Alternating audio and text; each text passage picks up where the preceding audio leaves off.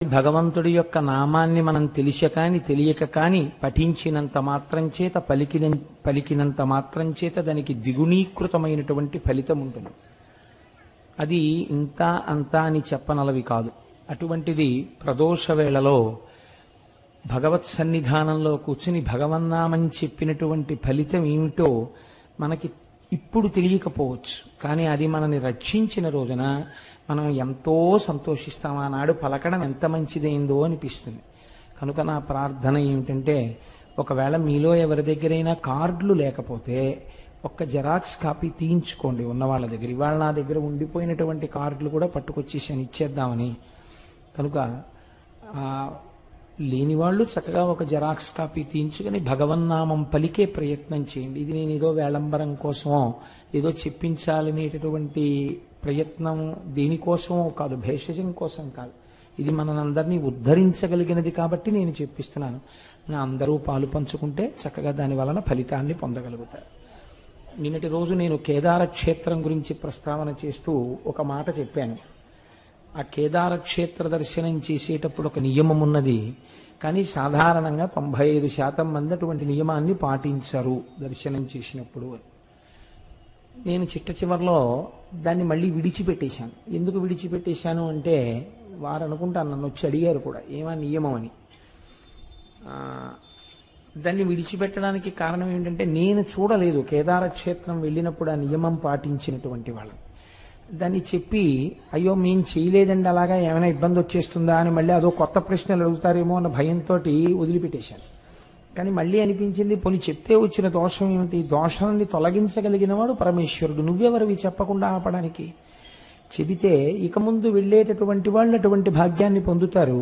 ఒకవేళ వెళ్ళిన వాళ్ళు అలా దర్శనం చెయ్యని వాళ్ళు ఉంటే దానివల్ల దోషం ఏం లేదు. మాకు తెలియదు శంకర, మేము అలా చెయ్యలేదు, మా దోషాన్ని మన్నించు, ఈశ్వరుడు మన్నిస్తాడు. కేదార క్షేత్రం వెళ్ళినటువంటి వాళ్ళు కేదారలింగాన్ని తిన్నగా కంటితో చూడకూడదు, వలయమును పట్టుకుని వెళ్ళాలి. వలయము అంటే చేతికి వేసుకునేటటువంటి కంకణం ఎలా ఉంటుందో అటువంటి ఒక గుండ్రటి వస్తువుని తీసుకెళ్ళాలి. తీసుకెళ్ళి అంతరాలయంలో ప్రవేశించగానే కంటి ముందు ఆ వలయాన్ని పెట్టుకుని అందులోంచి చూడాలి. అలా కాని చూసినట్టయితే కేదారము చాలా గొప్ప శివలింగము కనుక, దర్శనము చేత మోక్షమీయగలిగిన శక్తి కలిగినటువంటి క్షేత్రం కనుక సమస్త బ్రహ్మాండము నిండినవాడు వీడే అని తెలుసుకోవడానికి ఒక వలయాకారాన్ని పెట్టుకుని కంటికి అడ్డంగా అందులోంచి చూడాలి కేదారలింగాన్ని. చూసి అది మళ్ళీ ఈ చేతికున్న ఏ కంకణమో తీసి చూస్తే దాన్ని అక్కడ పెట్టి రావలసి ఉంటుంది కాబట్టి మళ్ళీ మనసు ఒప్పదు. కనుక ముందే చక్కగా ఒక రాగి కంకణమో ఏదో పట్టుకుని వెడితే, రాగి చాలా ప్రశస్తం కనుక ఆ కంకణంలోంచి దర్శనం చేసి దాన్ని అక్కడ విడిచిపెట్టి రావచ్చు. కాబట్టి ఇక ముందు వెళ్ళేటటువంటి వారు అలా ఒక వలయంలోంచి కేదారలింగాన్ని దర్శనం చేసేటటువంటి ప్రయత్నములు చేసేదరుగాక. కాబట్టి నేను ఏది చెప్పడమా చెప్పకపోవడమా అని సంశయించి వదిలిపెట్టానో దాన్ని పూర్తి చేసేసాను. ఇప్పుడు ఇవాల్టి రోజున మనం ఓంకార క్షేత్రం గురించి 4 మాటలు మీకు విజ్ఞాపన చేసేటటువంటి ప్రయత్నం చేస్తాను. కావేరికా నర్మదయోః పవిత్రే సమాగమే సజ్జనతారణాయ సదైవ మాంధాతృపురేవ తంస ఓంకారమీశం శివమేకమీడే అంటారు. మాంధాతృపురము అనబడేటటువంటి చోట వెలిసినటువంటి వాడు ఓంకారేశ్వరుడు. ఓంకారేశ్వర క్షేత్రం చాలా చిత్రమైనటువంటి క్షేత్రం. అక్కడ 2 శివలింగములు వెలిసాయి. స్వయంభూలింగములు ఒకటి కాకుండా 2 వెలిసాయి. ఒకటి ప్రణవాకార పరమేశ్వరుడు అంటారు, ఓంకార స్వరూపి అయి ఉంటాడు.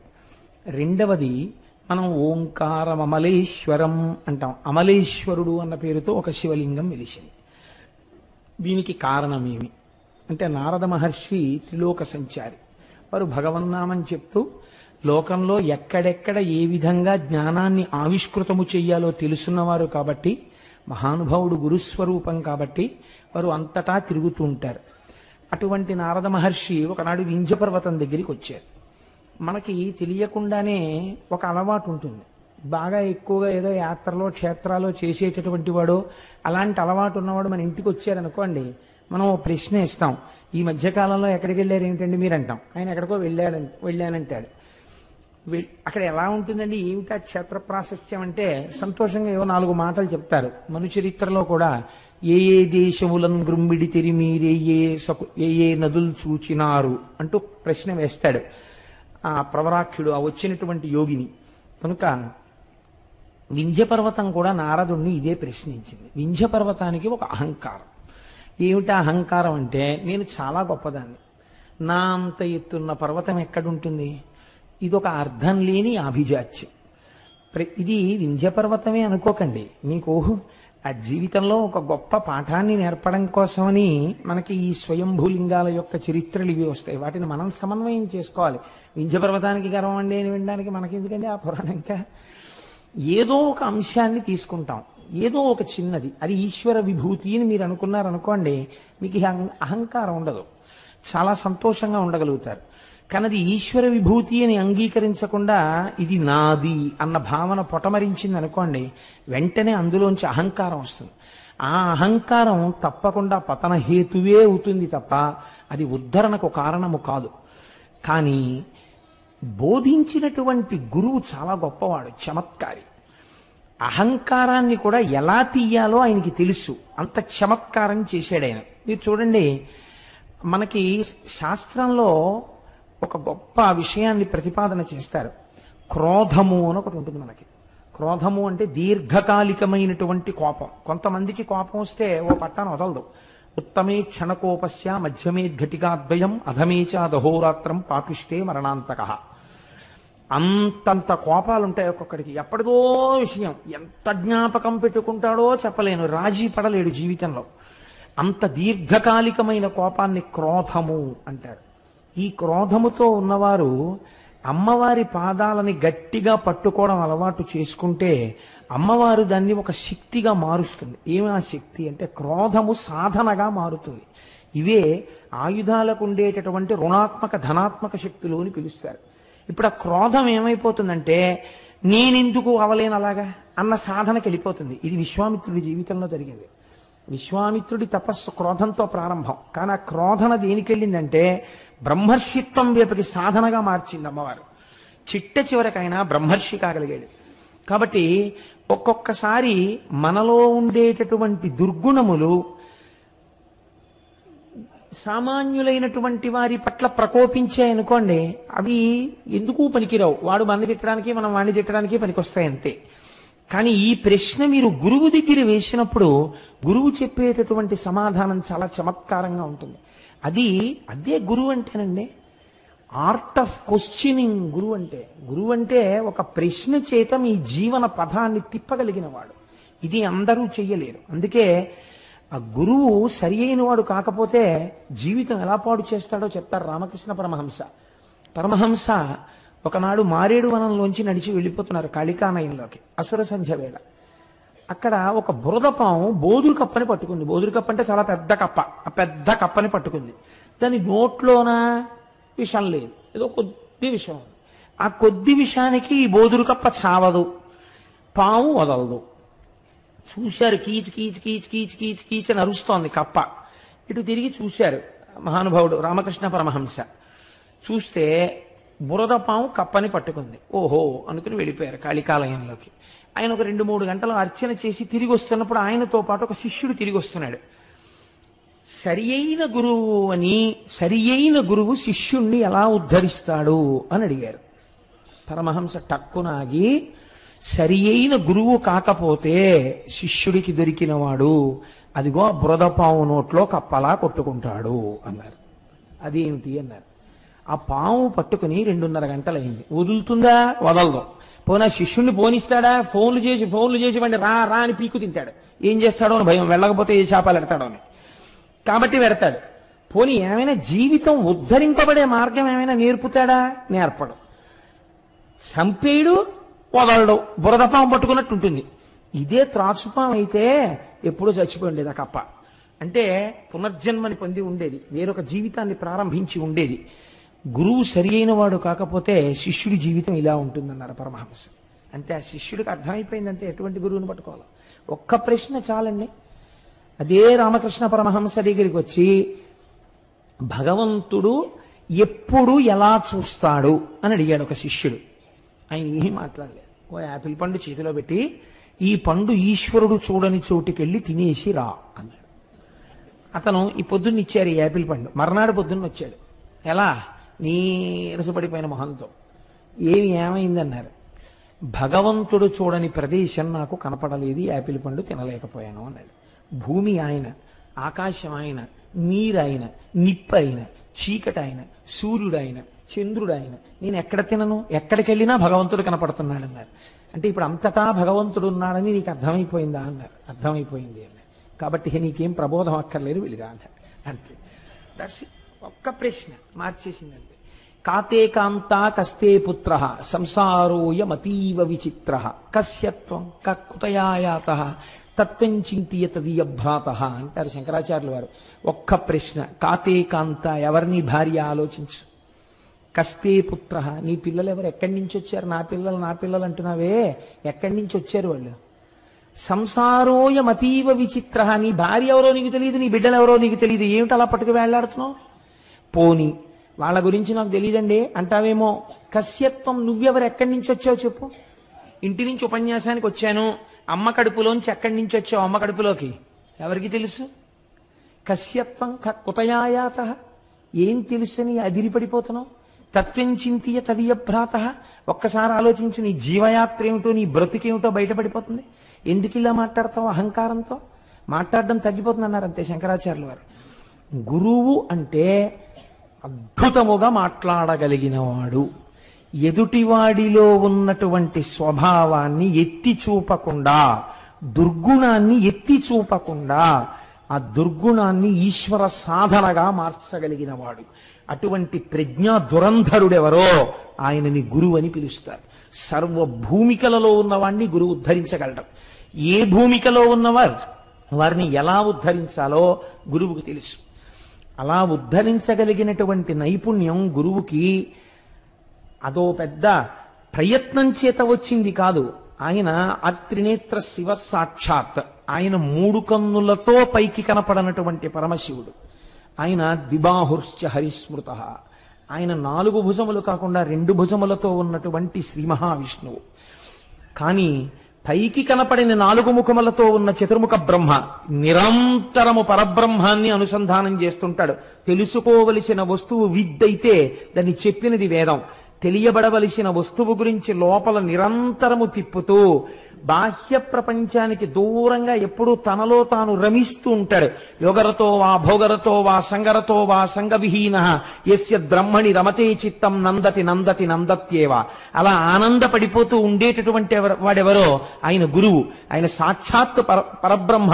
అందుకే గురుర్ బ్రహ్మ, గురుర్ విష్ణు, గురుర్దేవో మహేశ్వర, గురు సాక్షాత్ పరబ్రహ్మ తస్మై శ్రీ గురవై నమః. ఆ గురువుకి ఏది చేత కాదు. ఆయన దీనికోసం ప్రత్యేకం ఏదో సిలబస్ నేర్చుకోక్కర్లేదు. ఎదుటివాడు మాట్లాడిన ఒక్క మాటకి అంతే. ఒక్క మాట గురువు మాట్లాడా అవతల వాడి జీవన పథమే మార్చగలుగుతాడు. అంత లోకోన్నతుడిని చేసేస్తాడు, అంత సర్వోత్కృష్టుణ్ణి చేస్తాడు. తాను ఇప్పటి వరకు ఏది ఉత్కృష్టత అనుకుంటున్నాడో దాని నుంచి తిప్పి అసలైనటువంటి పదం ఏదో, ఏ పదం వైపుకెళ్లాలో ఆ పదం వైపుకి గురువు తిప్పగలడు. అదృష్టమేమి జీవితంలో అటువంటి నారదుడితో వింధ్యపర్వతం మాట్లాడడం. ఎంత అహంకారం ఉన్నవాడైనా కావచ్చు, ఒక గురువు దొరకడమే జీవితంలో అదృష్టం. ఆ గురువుతో మాట్లాడడమే అదృష్టం. వాడి జీవితం మారిపోతుందంతే. చూడండి, అందుకే శంకరాచార్యులు వారి రుణం మనం తీర్చుకోలేమండి. శంకరులు అందుకే అంటారు, మనుష్యత్వం ముముక్షత్వం మహాపురుష సమాశ్రయ. మహాపురుషుడు ఒకడు జీవితంలో తటస్థపడడం, ఆయనతో మాట్లాడగలగడం, ఆయన ఒక ప్రశ్న వేసి జవాబు తెలుసుకోగలగడం, ఆయన పాదసేవనం చెయ్యగలగడం, ఆయన వెనక ఆయన వస్తువుని వహించగలగడం, ఇవన్నీ కూడా జీవితంలో నీకు దొరకాలంటే దొరికే అదృష్టములు కావు. కొన్ని కోట్ల జన్మల తర్వాత నీకు ఆ అదృష్టం లభిస్తోంది. కాబట్టి గురువుతోడి సంపర్కము, గురువుతోడి అనుబంధము, గురువుతోడి కలయిక అంత గొప్ప స్థితికి తీసుకెడుతుంది. కాబట్టి ఇప్పుడు వింధ్యుడికి అహంకారం ఉండొచ్చు, కానీ ఎవరితో మాట్లాడుతున్నాడు? నారదుడితో మాట్లాడుతున్నాడు. ఆ నారదుడిని చూసి ఒక మాట అన్నాడు. ఎవరితో చెప్తున్నాడు ఈ మాట? బాగా జ్ఞాపకం పెట్టుకోండి, ఇది మనకి జీవితాన్ని నేర్పుతుంది. అందుకే గురువు దగ్గరికి వెళ్ళినప్పుడు తాను మాట్లాడకూడదు. మీరు దీపాన్ని వెలిగించేటప్పుడు ఏం చేస్తారు? ఒక్కసారి అగ్గిపుల్ల గీసి ఒత్తి దగ్గర చూపిస్తారు. ఆ దీపం మీ పూజ అయిపోయేంత వరకు ప్రకాశిస్తుంది. ఒకసారి వెలిగించిన తరువాత మీరు దానికి నమస్కారం చేసేసి పసుపు కుంకం వేసుకుని ఈ దీపము పరంజ్యోతి, ఇది ఈశ్వరుడు అని, నతత్ర సూర్యో భాతి నచంద్రతారకం నేమా విద్యుతో భాతి కుతోయమగ్ని అంటూ పూజ చేస్తారు. ఇంకా మళ్ళీ మళ్ళీ దీపాన్ని కదుపుతూ ఉంటారా పూజలో? కదపరిహ. ఆ దీపం నిధనం అవ్వకుండా చూసుకుంటారంతే. అవసరమైతే మీకు ఒక్క పోసినా పర్వాలేదు, కానీ దీపానికి గాలి తగలకుండా కాపాడుకుంటారు కదండి. గురువు దగ్గర అంతే.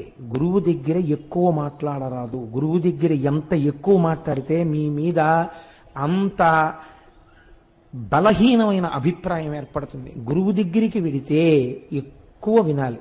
నాకు అన్నిటికన్నా భయం జీవితంలో ఏమిటంటే మా గురువుగారి దగ్గరికి వెళ్ళడమే. నేను మా గురువుగారి దగ్గరికి వెడితే ఎక్కువ మాట్లాడతానేమోనని నాకు చాలా భయం. స్కూటర్ ఎక్కే ముందు 1-10 మార్లు నువ్వు గురువుగారి దర్శనానికి వెడుతున్నావు, ఎక్కువ మాట్లాడకు, నీకు అలవాటు అయిపోయింది ఈ ప్రసంగాలు చేయడం. గభాల గురుగారు ఏదో శివ అంటే నువ్వు అక్కడి నుంచి శివాష్టోత్రం అనకు, నువ్వు నోరు మూసుకు కూర్చో, ఆయన మాట్లాడింది నువ్వు వినంతే అని నన్ను నేను 10 మార్లు హెచ్చరిక చేసుకుని గురువుగారి దగ్గరికి వెడతాను. గురువుగారి దగ్గరికి వెళ్ళినప్పుడు దీపం వెలిగించినట్టు ఉండాలి. ఒక్క ప్రశ్న అంతే చాలు. వారికి తెలుసు, వారి దాంట్లోంచి ఇంకా గంగా ప్రవాహం, వారు ఎన్నైనా మాట్లాడతారు. నువ్వు చెయ్యవలసింది ఆ దీపపు వెలుగులో నువ్వు ప్రకాశించు చాలు. నువ్వు వినంతే. నువ్వు వెర్రి ప్రశ్నలు అన్నీ మొదలెట్టకు, అక్కడ కూర్చో అంతే చాలు. వారు నిన్ను నడిపిస్తారు, వారు నిన్ను ఉద్దీపింపచేస్తారు. కనుక ఆ గురువు అంటే మరోలా అనుకోకండి, నేనేదో స్వోత్కర్ష కింద చెప్పుకున్నానని. అది నా యందు ఆ భావన నిలబడాలని మీకు విజ్ఞాపన. పెద్దలు కాబట్టి మీ అందరూ ఆ వీడికి అటువంటి భావన నిలబడుగాక అని ప్రార్థన చేస్తారని మీకు చెప్పానంతే. అంతేగాని నేనేదో చాలా గొప్పవాడిని, ఇంత సాధన చేస్తున్నానని స్వోత్కర్షకి చెప్పుకోవడానికి నేను చెప్పిన వాడను కన్నా బలహీనతగా చెప్పానంతే. కాబట్టి నారదుణ్ణి చూసి వింధ్యపర్వతం తన అహంకారాన్ని బయటపెట్టింది. ఏమని చూశారా? ప్రపంచంలో అనేకమైన పర్వతాలున్నాయి, నా వంటి పర్వతం ఎక్కడుంటుంది? అనేకమైనటువంటి ధాతువులతో ఇంతెత్తున పెరిగి ఆకాశాన్ని చుంబిస్తూ అనేకమైనటువంటి శిఖరములతో అనేకమైన జంతువులకు ఆలవాలమై నా దగ్గర ఎన్నో పర్వతాలు పెరుగుతుండగా, ఎన్నో నదులు ప్రవహిస్తుండగా, ఎందరో కూర్చుని తపస్సులు చేసుకుంటుండగా, ఎన్నో గుహలు ఏర్పడి ఉండగా, పరమ పవిత్రమై ఇంతమందికి ఆవాసమై నేను అలరారుతున్నాను. నా అంత గొప్పవాడు మీరు చూసినంతలో ఇంకొకడెవరైనా కనపడ్డాడా అని అడిగింది. అంటే ఇప్పుడు అసలు నిజానికి వింధ్యుడు ఎవరికి నమస్కారం చేయాలి? చూడగానే నారదుడికి నమస్కారం చేయాలి. ఆయన కన్నా జ్ఞాని ఎవరున్నారు? ఆయనకి నమస్కరించడం కాదు, తన గొప్ప చెప్తోంది. చెప్తే గురువు అంటే ఇది ఎంత మర్యాదగా మాట్లాడాడో చూడండి. ఆయన అన్నాడు, ఓహో చాలా బాగుందో, చాలా గొప్ప మాట చెప్పావు, కానీ నేను నీకొక్క మాట చెప్పనా? అదే కదా నేను అడుగుతున్నది. నా అంత గొప్పవాడు ఉన్నాడా లోకంలో ఎక్కడైనా? చెప్పండి నాలాంటి పర్వతం ఉంటే అని. ఎడుగంగా మౌనివరుడల్లన నవ్వి ధరాధరేంద్ర నీకెనయకు పర్వతంబు కలదే ఒకటి జగమందు ఎందునైనను వినుమా హిరణ్యకరి జ్ఞప్తికి వచ్చే నవగ్రహంబులా ఘనగిరికిన్ ప్రదక్షిణముగా నడుచున్ బలుమటలేటికి. చాలా గొప్ప ప్రశ్న అడిగావయ్యా. ముందే చీనోర్మయ్ ఏటా మాటలు, నేను గొప్పవాడిని అంటే ఏంటి, అలా మాట్లాడకూడదు అన్నారు అనుకోండి. అహంకారంతో ఉన్నాడు, ఎంతకైనా తెగిస్తాడు, చేయరాని దుశ్చేష్టితమును చేసి ఇంకా అధపతనానికి వెళ్ళిపోతాడు. కాబట్టి ఇప్పుడు అలా మాట్లాడకూడదు. ఎంత అందంగా మాట్లాడాడో చూడండి, నవ్వు నవ్వాడు. అని ఎడుగంగ మౌనివరుడల్లన నవ్వి, చక్కగా ఓ చిన్న నవ్వు నవ్వి, ధరాధరేంద్ర ఓ పర్వతమా నిజమేనోయ్ నీకెనయ్యగు పర్వతంబు కలదే. అయ్య బాబోయ్ ఎట్లాంటి ప్రశ్న అడిగావు? నీతో సమానమైన పర్వతం ఏదైనా ఉందా అని ఆలోచించినా నేను. నీకన్నా గొప్పదాన్ని వాటి పక్కన పెట్టబోయ్. నీతో సమానమైన పర్వతం ఎక్కడుంటుంది ప్రపంచంలో? ఇలా అంటే అవతలవాడు వినడం మొదలెడతాడు. ముందు అవతలవాడిని వినేటట్టు చెయ్యాలి గురువు, ఇది మొదటి లక్షణం. అంతేకాని అవతలవాడు వినకుండా విముఖుడయ్యేటట్టు చేశాడు అనుకోండి, అసలు వాడు వినడు. తను ఏముద్ధరిస్తాడు? తను అవతలవాడు వినేటట్టు చెయ్యాలి. కాబట్టి అవతలవాడి యందు ఏ గుణము తాను ప్రస్తావన చేస్తే వింటాడో అది ప్రస్తావన చేసి వినేటట్టు చేశాడు. ఎవరుంటారయా నీతో సమానమైన వాడు? ఒకటి జగమందు ఎందునైనను. అబ్బెబ్బెబ్బే నీతో సమానమైన వాడు ఎక్కడున్నాడయా అన్నట్లో గుర్తొచ్చింది. వినుము ఆ హిరణ్యగరి జ్ఞప్తికి వచ్చే, అప్పుడే జ్ఞాపకం వచ్చినట్టు మాట్లాడుతున్నాడు. నాకు నువ్వు అలా అంటే గుర్తొచ్చింది, మేరు పర్వతం ఉందయోయ్ గొప్పది అన్నాడు. ఎందుకు గొప్పది? ఇప్పుడు నేనే అనుకుని సంతోషంగా ఉన్నాడు. ఆ జ్ఞప్తికి వచ్చే హేమపర్వతం ఒక్కటి కలిగే ఒక బంగారు పర్వతం ఒకటి ఉంది, అదే మేరు పర్వతం. ఏమిటండి దాని గొప్ప అన్నట్టుగా వింటున్నవాడు ఏం చేస్తాడు? ఎందుకండి అని అడగనివ్వడు గురువు. అన్నాడు, భృకుటి ముడి వేశాడంతే వింధ్యపర్వతం. వెయ్యగానే కారణం చెప్తున్నాడు. నీకు లేదని చెప్పడు, వాడికి ఉందని చెప్పాడు. ఏది చెప్పాడు? నీకన్నా ఐశ్వర్యం ఎక్కువ ఉంది, నీకన్నా ఎన్ఎస్సి సర్టిఫికెట్లు ఉన్నాయి, నీకన్నా ఫిక్స్డ్ డిపాజిట్లు ఉన్నాయని చెప్తే గురువు ఏమిటి? వాడికి ఏ ఉన్నాయో తెలుసుకోవడానికి ఆ గురువు గారు. వాడికి ఎంత ఐశ్వర్యం ఉంటే వీడికి ఎందుకు? ఎన్నడూ తనతో సంబంధమున్న వారి ఐశ్వర్యమును గురించిన ఆలోచన గురువుకుండా రాదు.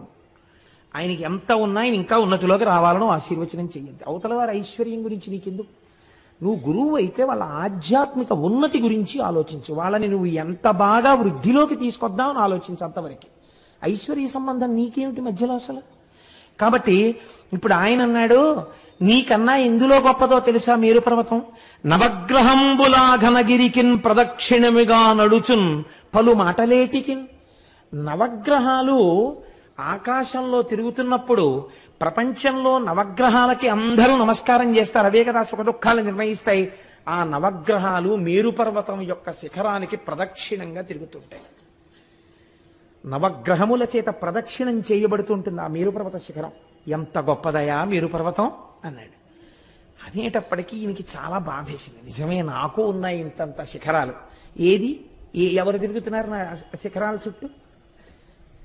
కుక్కలున్నాయి, ముంగిసలున్నాయి, పావులున్నాయి, పెద్ద పులులున్నాయి, సింహాలున్నాయి, నదులున్నాయి, పర్వతాలు, అరణ్యాలున్నాయి. ఏది అట్లాంటి కీర్తి నాకు ఎక్కడుంది? ఇప్పుడు వెంటనే అన్నాడు, ఏం చెయ్యమంటావు అయితే నన్ను? నేను కూడా అలాంటిదేదో పొందాలి. ఇప్పుడు నవగ్రహాలు ప్రదక్షిణం చేసినప్పుడు మేరు పర్వతం పొందినటువంటి ఉన్నతి ఏది ఉన్నదో అంతటి ఉన్నతి కన్నా గొప్ప ఉన్నతిని తాను పొందాలి. అది ఏ ఉన్నతి? ఏం చేస్తే అంతకన్నా గొప్పదవుతుంది? అతనికి ఒకటి తెలిస్తే కదా అది అడగడానికి. ఇప్పుడు ఇంకా ఏమిటి? ఇంక తన ఇంట్లో ఐశ్వర్యం ఏమిటి? ఎన్ని అరణ్యాలున్నాయి, ఎన్ని మృగాలున్నాయి, ఇవి కాదు. ఓం నమ శివాయ అంటూ ఆ శివపంచాక్షరి మహామంత్రం షడక్షరి చేస్తూ కూర్చున్నాడు. అలా కొన్ని సంవత్సరాలు అయిపోయింది, వేల సంవత్సరాలు అయిపోయింది. ఆయనలోంచి బయలుదేరిపోతోంది తపోధూమం. దేవతలు చూశారు. అమ్మ బాబోయ్, ఏమి వింజుడి తపస్సు! మహాదేవా, అతని తపస్సు సామాన్యంగా లేదు, మీరు వెళ్ళి ప్రత్యక్షమవ్వండి అన్నారు. శంకరుడు సాకారమును పొంది, అంతటా ఉన్నటువంటి నిర్గుణమైన పరబ్రహ్మము సాకారమును పొంది ఎదురుగుండా వచ్చి ప్రత్యక్షమయ్యాడు. చేతితో స్పృశించాడు. బహిర్ముఖుడయ్యాడు వింజుడు. నాయన, ఎంత గొప్ప తపస్సు చేశావురా! ఏం కోరి ఇంత తపస్సు చేశావు చెప్పు, నీకేం కావాలో చెప్పి ఇచ్చేస్తానన్నాడు. ఇదొక చిత్రమైన సన్నివేశం. కొంతమందికి ఏం కావాలో తెలియదు, ఇంకా ఆ స్థితి పోలేదు. ఏముండిపోయింది? ఇప్పుడు మేరువు కన్నా తన గొప్ప కావాలని ఉందంటే మనస్సులో, దానికి ఏం అడగాలి తెలియదు. అందుకని ఏమని అడిగాడో తెలుసా అండి? పెంపున సంగు లోకమున పెద్దగా చేయుము, నన్ను లోకంలో పెద్దగా చెయ్యి అంటే గొప్పవాడిగా చెయ్యి అంతే. పాప ఆయనకి తెలుసున్నది. నారదుడు ఇదే కదా అడగమన్నాడు, ఇదే అడిగాడు. అయితే ఒకటి మాత్రం నిజమండోయ్, గురువు మాట మీద, ఈశ్వర వాక్యం మీద విశ్వాసం ఉంటే చాలు, రక్షించేస్తుంది. కామకోటి పీఠాధిపతులు చంద్రశేఖర పరమాచార్య స్వామి వారు ఒకసారి ఆ కంచిలో బయట కూర్చుని ఉండగా ఒక పల్లెటూరు నుంచి ఒక రైతు వచ్చి ఆయన పాదాల మీద పడి నమస్కారం చేశాడు. ఏందైనా అన్నారు, నా పిల్ల పెళ్లి కుదిరింది, నాకు మొట్టమొదటి నుంచి రోజు మిమ్మల్ని ఆరాధించడమే నాకు తెలుసు, అందుకని నా పిల్ల పెళ్లి కుదిరితే వాళ్ళ కట్నం అడిగారు. కట్నానికి, పిల్ల బంగారానికి, బట్టలకి అన్నింటికీ కలిపి ఓ 25 కాసులు బంగారం కావాలి. ఆ బంగారం మీరు ఇప్పిస్తే వెళ్ళి పిల్ల పెళ్లి చేసుకుంటాను, అక్కడ ఒప్పుకుని వచ్చాను, మీరు ఉన్నారు కదా అని బంగారం ఇప్పించండి వెళ్ళిపోతానన్నాడు. పరమాచార్య స్వామి అంత అమాయకులు ఇంకా చూశారు. నిజమే, ఆయన పూనికి అటువంటిది. ఆయన అన్నారు, నేను సన్యాసిని, నువ్వు నన్ను ఇలా అడగకూడదు, నేను ఇవ్వకూడదు, కానీ నువ్వు నా యందు పూనికతో అడిగావు ఒక గురువుగా, కాబట్టి నేను ఒక మాట చెప్తాను. ఈ మాట కామాక్షి అమ్మవారిని అడుగు, వెళ్ళి అడిగి ఏమంటుందో కనుక్కున్న దగ్గరికి రా చూద్దాం అన్నారు. అలాగే అడుగుతాను, మీరు ఏం చేయమంటే అది చేస్తాను, ఇవ్వడం మీ పూచి, ఎక్కడికి వెళ్ళమంటే అక్కడికి వెళ్తాను. కామాక్షి అమ్మవారి గుడికి వెళ్ళి గురువు మాట మీద ఇది యథార్థంగా జరిగిన సంఘటన అండి. కామాక్షి అమ్మవారి గుడికి వెళ్ళి అమ్మవారి ముందు నుంచి ఇదే అడిగాడు. పిల్ల పెళ్లి కుదిరింది, పరమాచార్యుల వారిని నమ్ముకున్నాను, ఎప్పుడూ ఆయనకు నమస్కారం పెట్టి పొలానికి పోతుంటాను. వాళ్ళు 25 కాసులు అడిగారు, పరమాచార్యుల వారు ఉండగా నాకేమిటని ఒప్పుకున్నాను. నిన్ను నమ్ముకున్నంత లేదు, పరమాచార్యుల వారిని నమ్ముకుని. 25 కాసుల బంగారం ఉంటే పిల్ల పెళ్ళి అయిపోతుంది. ఆయన దగ్గరికి వెళ్ళాను, నీ దగ్గరికి వెళ్ళి చెప్పి రమ్మన్నారు, నీకు చెప్తున్నాను, నీకు చెప్పాను, గురువు గారి దగ్గరికి వెడతాను, ఆయన డబ్బు ఇచ్చేట్టు చూడు. వెళ్ళిపోయాడు. ఇప్పుడు మళ్ళీ వచ్చాడు. వచ్చేటప్పటికి పరమాచార్య స్వామి మళ్ళీ అక్కడే కూర్చుని ఉన్నారు. ఈయన వచ్చాడు. వచ్చేటప్పటికి ఎక్కడి నుంచో జమీందారు గారు వచ్చారు. అయ్యా, ఎప్పటి నుంచో పరమాచార్య నాదొక్క కోరిక, మీరు దేనికి విచ్చించండి, నాకు అనవసరం, మీకొక్క 25 బంగారు కాసులు సమర్పించుకోవాలనుంది, వచ్చానని సంచిలోంచి తీసి 25 బంగారు కాసులు పోశాడు. ఇట్టించా పల్లెటూరు ఆయన వచ్చాడు. మీరు వెళ్ళమన్నారు, అమ్మకి చెప్పాను, వచ్చాను, మీరు ఇస్తేనే బయలుదేరుతాను, పెళ్లి పనులు ఉన్నాయన్నారు. పరమాచార్య ఓ నవ్వు నవ్వి ఊపటి తీసుకెళ్తాను. గురువులంటే ఎలా ఉంటారో చూడండి. నాకు అందుకే పరమాచార్య అంటే మా ప్రాణం. ఎందుకంటే ఉపాసన ఈ లోకానికి తెలియచేసి జగద్గురువులై నడిచిన మహానుభావుడు. అటువంటి వారిని పొగడకపోతే నా నాలుగు కిందికి ఇంకా. అందుకని 1కి 10 మార్లు నేను చంద్రశేఖర పరమాచార్య స్వామి వారిని, రమణ మహర్షిని ప్రస్తావన చేస్తూ ఉంటాను. కాబట్టి ఇప్పుడు వింధ్య పర్వతం మాటలు కూడా అలాగే ఉంటాయి. నారదుడు ఏం చెప్పాడు? నీకు కావలసిన కోరిక ఏమిటో ఆయనకి చెప్పవయా, చాలా గొప్పవాడిని అంటే, ఏం గొప్ప నేనేం చెప్పను, ఆయన నడువు, ఏం గొప్ప ఆయన ఇస్తాడన్నాడు. అందుకని ఇప్పుడు ఆయన ఏం చేశాడు? ఇది అడిగాడు, పెంపు నొసంగు లోకమున పెద్దగా చేయుము దేవా అన్నతాన్ కంపిత చిత్తుడై శివుడు కర్జమిరింగి నగేంద్రుతోడా నీ వింపుగా కోరినట్లు వరమిచ్చితి, నీవిక లోక సౌఖ్యముల్ తెంపరివై అడంపకు మదించియునర్చిన వాయునున్నతులు. నువ్వింకా అహంకారంతో ప్రవర్తించకు, నువ్వెప్పుడు కూడా నా అంతటి వాణ్ణి నేను అని అనకు. నీకు ఏమి చెయ్యాలో నాకు అర్థమైంది, నీకే ఉపకారం చెయ్యాలో నాకు అర్థమైంది. నీకు మనస్సులో ఏమిటి గొప్పతనం అంటే శివుడి భావన. నవగ్రహాలు మేరు పర్వత శిఖరానికి ప్రదక్షిణం చేస్తున్నాయి, అందుకు కదా నీకన్నా గొప్పవాడని చెప్పాడు నారదుడు. ఈ నవగ్రహాలు నాకు కవచం, నేను వాటిని కవచంగా కట్టుకుంటూ ఉంటాను. అందుకే శివుణ్ణి నమ్మినటువంటి వాడిని మీరు జ్యోతిష్యం చూసి పరమశివభక్తుడైనటువంటి వాడికి జాతకం చెప్తే నువ్వు చెప్పిన జాతకం తప్పై కూర్చుంటుంది. వాడికి గ్రహాల రీత్యా ఏదో దోషం ఉందని మీరు చెప్పారనుకోండి, ఈ నవగ్రహాలు కవచంగా కట్టుకుని ఆయన ఉన్నాడు శంకరుడు, వాడికి ఇలవేల్పుగా ఆయన్ని నమ్మి ఉన్నాడు ఆయన. ఈయన చేసిన అభిషేకానికి, ఈయన చేసిన రుద్రాధ్యాయానికి, ఈయన చేసిన పారాయణకి ఆ గ్రహాల్ని నువ్వు ఇంతకన్నా ఏమి చెయ్యకని చెప్తాడు. జ్యోతిష్యుడు చెప్పినది కూడా ఒక్కొక్కచో ఫలించకపోయి ఉంటుంది. నేను సభలో చెప్పకూడదు కాబట్టి చెప్పట్లేదు ఇంతకన్నా. కారణం ఏమిటి? భగవదానుగ్రహము ముందు గ్రహములు కూడా ఏమీ చేయలేవు. ఒక్కొక్కసారి పరిస్థితి అలా ఉంటుంది. భక్తుణ్ణి చెనకలేవండి ఎవరును, ఆయన స్థితి వేరుగా ఉంటుంది. పాము కరవాల్సి ఉంటే చీమ కరిచి వెళ్ళిపోవాలంతే, ఈశ్వరానుగ్రహం ఉంటే. కాబట్టి నీకేం చెయ్యాలో నాకు అర్థమైంది, నేను చేస్తాను. నవగ్రహాలు నాకు కవచం. శ్రీకాళహస్తిలో కట్టు కూర్చోవట్లేదండి, నవగ్రహాలు కవచంగా కట్టుకున్నాడు.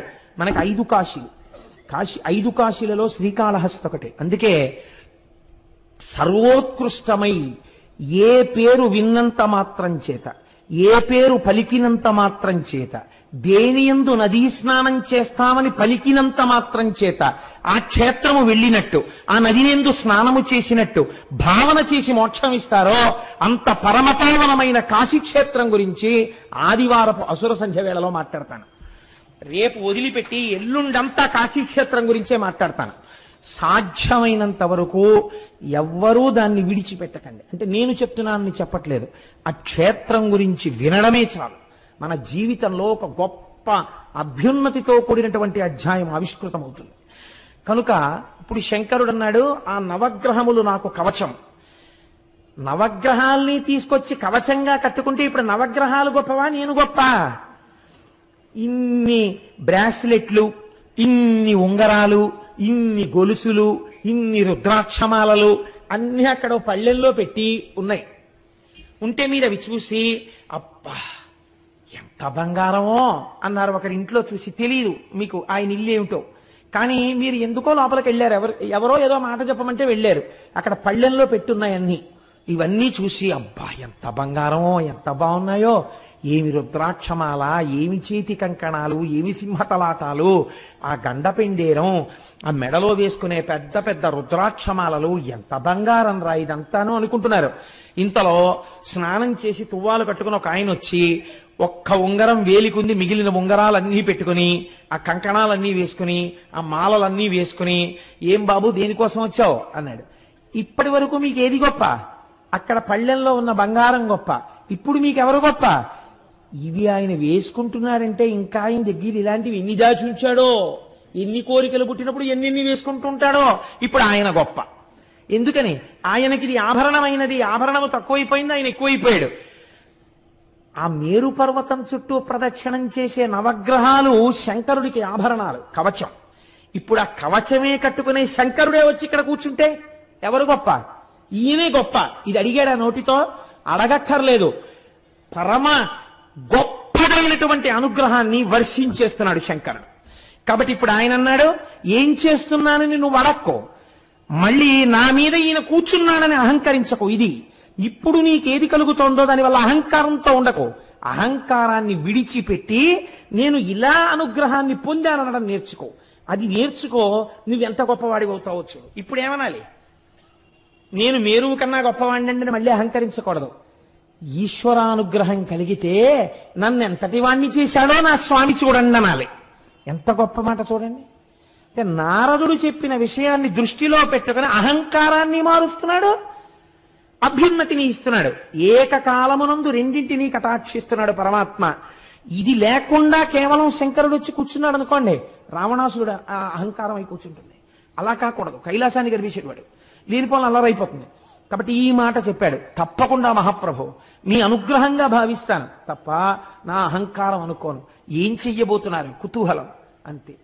ఆ వింధ్యగిరి శిఖరముల మీద పరమాత్మ ఒకతను ఓంకారేశ్వరుండొకతను అమలేశుడనగా ఒప్పలురుచు తా సకలము కలుగునుచుండును అకలంకుడు శంకరుండు ఆది విభుడుగిన్. అన్ని చోట్ల ఒక్క స్వయంభూలింగంగా వస్తే వింధ్యపర్వత శిఖరాల మీద 2 శివలింగాలుగా వచ్చాడు, స్వయంభూలింగాలుగా. ఒకటి ఓంకారలింగము, ఒకటి అమలేశలింగము. అందుకే మనం చెప్తే ఓంకారమమలేశ్వరం అంటాం. ఇది ఆ వెలియడం కూడా మహానుభావుడు మాంధాతృపురము అని పిలువబడేటటువంటి ప్రదేశమునందు వెలిశాడు. ఓంకారం అంటే ప్రణవము, ప్రణవము మోక్షదాయకము. కాబట్టి అక్కడ ఏం దొరుకుతుంది? మోక్షము దొరుకుతుంది. అక్కడికి వెళ్ళి చూస్తే ఇప్పుడు వింధ్యగిరి మీదకి వెళ్ళి దర్శనం చేసిన వాడికి ఏమొస్తుంది? మోక్షమే వస్తుంది. పక్కనే ఉంది అమలేశుడు ఉన్నాడు. అమలేశుడు అంటే ఎవరు? ఆ పేరేమిటో అలా ఉంది చిత్రంగా. అమలేశుడు అంటే మనం శ్రీశైల ప్రపత్తిలో చదువుతుంటాం.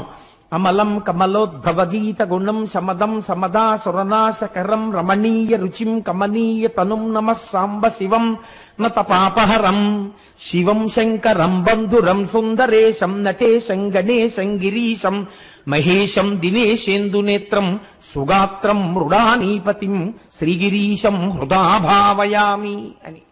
సాంబ సదాశివుడు, అంబ అమ్మతో కూడుకున్నటువంటి సదాశివుడిగా సాకార రూపుడై స్వామి అమలేశుడిగా వెలిశాడు. అమలేశుడు అంటే మలము లేనివాడు, ఏ మలము లేనివాడు. మలము అంటే దూష్యమైన పదార్థము.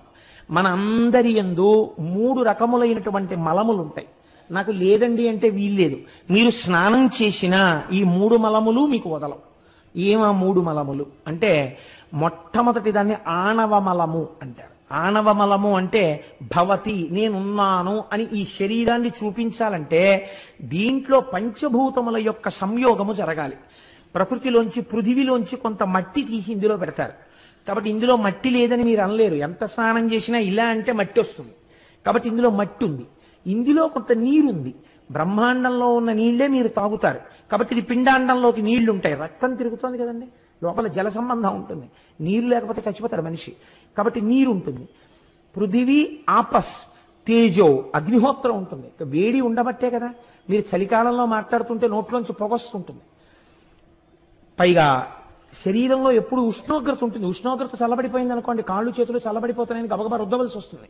కాబట్టి ఉష్ణోగ్రత ఉంది, అగ్నిహోత్రం ఉంది. వాయు, సరే గాలి లోపలికెడుతోంది, బయటికి వస్తోంది, వాయు ఉంది. ఆకాశము. శరీరంలో ఒక్కొక్క భాగమునందు ఎంతెంత ఖాళీ ఉండాలో అంతంత ఖాళీ ఉండి తీరాలి. ఆ ఖాళీ ఉండకుండా అక్కడ కొవ్వు అడ్డుగా వచ్చిందనుకోండి, అంతే, బైపాస్ చేయవలసి ఉంటుంది ఆ కొవ్వుని కరిగించడానికి. మూత్రపిండంలోకి వెళ్ళి ఒక రాయి ఏర్పడింది అనుకోండి, బ్లాస్ట్ చేయాల్సి ఉంటుంది. అంటే ఆకాశం ఖాళీ ఎంత ఉండాలో ఖాళీ అంతా ఉండాలి. ఇప్పుడు ఏమున్నాయి ఇందులో? ఆణవమలం ఉంది. అంటే బయట ఉన్న పంచభూతముల యొక్క సంయోగమే ఇక్కడ ఉంది. ఇందులో పృథివీ ఆపస్తేజో వాయురాకాశాలు ఉన్నాయి. ఇందులోంచి నాకు పృథివీ అంటే ఇష్టం ఉండదండి, తీసేస్తానన్నారు అనుకోండి, శరీరం ఉండదు. ఇందులో అగ్నిహోత్రం తీసేస్తానన్నారు అనుకోండి, శరీరం ఉండదు. నీరు తీసేస్తానన్నారు అనుకోండి, శరీరం ఉండదు. గాలి తీసేస్తానన్నారనుకోండి, శరీరం ఉండదు. ఆకాశము తీసేస్తానన్నారనుకోండి, శరీరం ఉండదు. ఈ 5 ఉండాలి. ఏ పాళ్లలో ఉండాలని ఈశ్వరుడు చెప్పాడో అలా ఉండాలి. మీ చిత్తం ఉండదు. ఉండవలసినంత ఆకాశము ఉండకుండా పృథివీ ఇంత పెరిగిందనుకోండి, 70 స్కానింగ్లు చేయాలి. కాబట్టి ఈశ్వరానుగ్రహం ఉందనుకోండి, ఇందులో పంచభూతాలు ఎంతంత ఉండాలో అంతంతా ఉంటాయి, అంతే. కాబట్టి ఇప్పుడు ఏమైంది?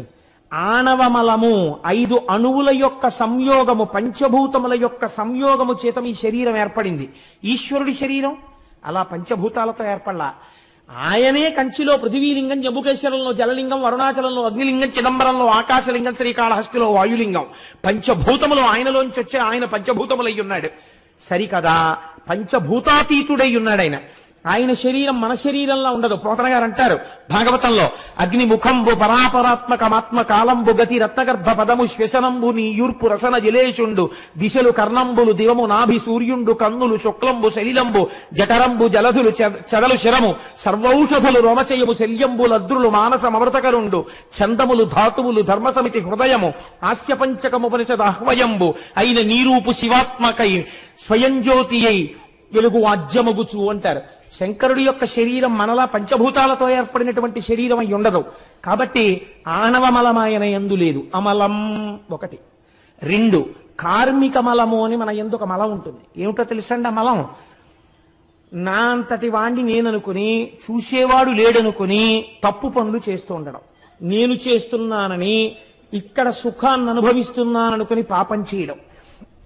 పాపము వలన వచ్చినటువంటి ఫలితాన్ని బిడ్డలు తీసేసుకుంటారు. ఐశ్వర్యం ఉందనుకోండి, బిడ్డలు తీసేసుకుంటారు. అది ఎలా వచ్చింది వాళ్ళకి అనవసరం. నువ్వు ఎలా సంపాదించడం వల్ల అది వచ్చిందో వాళ్ళకి సంబంధం లేకపోయినా ఆ పాపము యొక్క ఫలితాన్ని మాత్రం మూట కట్టి నీ భుజానికి వేస్తారు. ఇది పట్టుకుని నువ్వే వెళ్ళాలి, నువ్వే అనుభవించాలి. పాపమైనా పుణ్యమైనా మనమే అనుభవించాలి. ఇప్పుడు ఏమైంది? చేసిన కర్మల వలన వస్తున్నటువంటి ఫలితములను అనుభవించడానికి మీ ఉపాధి మారుతుంటుంది. ఒక్కొక్కచో అపారమైన దుఃఖాన్ని అనుభవించవలసి ఉంటుంది. ఎందుచేత? ఇక్కడ చేశాడు ఎన్నో తప్పు పనులు. మీకు అంతవరకు ఎందుకండి? నేను ఒక మాట చెప్తాను, మీరేమనుకోకండి. శాస్త్రంలో ఒక మాట వాడతారు. ఏం మాట వాడతారో తెలుసా అండి? అన్నింటికన్నా అత్యంత బాధ్యతాయుతమైన పదవిగా గుర్తింపబడింది ఏదో తెలుసా అండి లోకంలో? న్యాయాధికారి. న్యాయం చెప్పేటప్పుడు ఎంత జాగ్రత్తగా ఉండాలంటే, 1కి 1000 మార్లు ఆలోచించి నేరమునకు తగిన శిక్ష వేయకపోతే కొంచెం ఎక్కువైనా కొంచెం తక్కువైనా వాడి ఇంట జిల్లేడు మొలుస్తుందని శాస్త్రం. జిల్లేడు మొలవడం అంటే ఏమిటో తెలుసా అండి? ఇల్లు శిథిలం అయిపోతే ఆ ఇంట్లో ఎవ్వరూ మనుష్యులు ఉండడం మానేస్తే జిల్లేడు మొలుస్తుంది. నీ ఇంట జిల్లేడు మొలవా అంటారు. నీ ఇంట జిల్లేడు మొలవా అంటే నీ ఇల్లు శిథిలమైపోవుగాక, అది ఇంకా మనుష్యులకు వాసయోగ్యం కాకుండా పోతుంది. అలా అయిపోయిందంటే ఎప్పుడైనా ఎక్కడైనా జనసంచారం లేకుండా, ఎవ్వరూ వెళ్ళేవాళ్ళు లేకుండా ఆ ఇంటి నిండా జిల్లేడు మొక్కలు పెరిగిపోయాయి అంటే ఒక్కటే గుర్తు, ఆ స్థలము ఆ ఇల్లు ఎవరికి అనుభవైక వేద్యమై ఉన్నదో వారి యందు అపారమైనటువంటి పాపము యొక్క ఫలితము అనుభవింపబడుచున్నది. కనుక ఎంత జాగ్రత్తగా ఉండాలో మీరు ఆలోచించండి. కనుకనే మనం చేసినటువంటి కర్మల యొక్క ఫలితాన్ని మనం అనుభవిస్తూ ఉంటాం. పాప రూపంలో, పుణ్య రూపంలో చేసిన కర్మలు సుఖ రూపములో, దుఃఖ రూపములో మనని వెన్నాడుతుంటాయి. ఒక ఆయనకి బంగారు సంకెళ్ళు వేశారు, ఒక ఆయనకి ఇనప సంకెళ్ళు వేశారు. బంగారు సంకెళ్ళు వేసిన ఆయన ఇనప సంకెళ్ళు వేసిన ఆయన వంక చూసి, చూడరా నన్ను బంగారు సంకెళ్లతో బంధించారని నవ్వాడు అనుకోండి, ఏమిటి ఉపయోగం? ఏ సంఖ్యలు అయితే ఏమిటి, వేశారా లేదా? బంగారు సంఖ్యలైనా నడవలేవు, ఇనప సంఖ్యలైనా నడవలేవు. పుణ్య ఫలితము అంతే, పాప ఫలితము అంతే. ఈ రెండిటిని తీసేయగలిగితే సున్నా అయిపోతే మోక్షం. కనుకనే జ్ఞానాగ్ని దగ్ధ కర్మాణం తాను చేసి ఉమామహేశ్వరార్పణమస్తు విడిచిపెట్టేస్తాడు, ఇహ తనతన్నాడు. కాబట్టి ఇప్పుడు ఎంత చిత్రమో చూడండి. కార్మిక మలము మన యందుంది.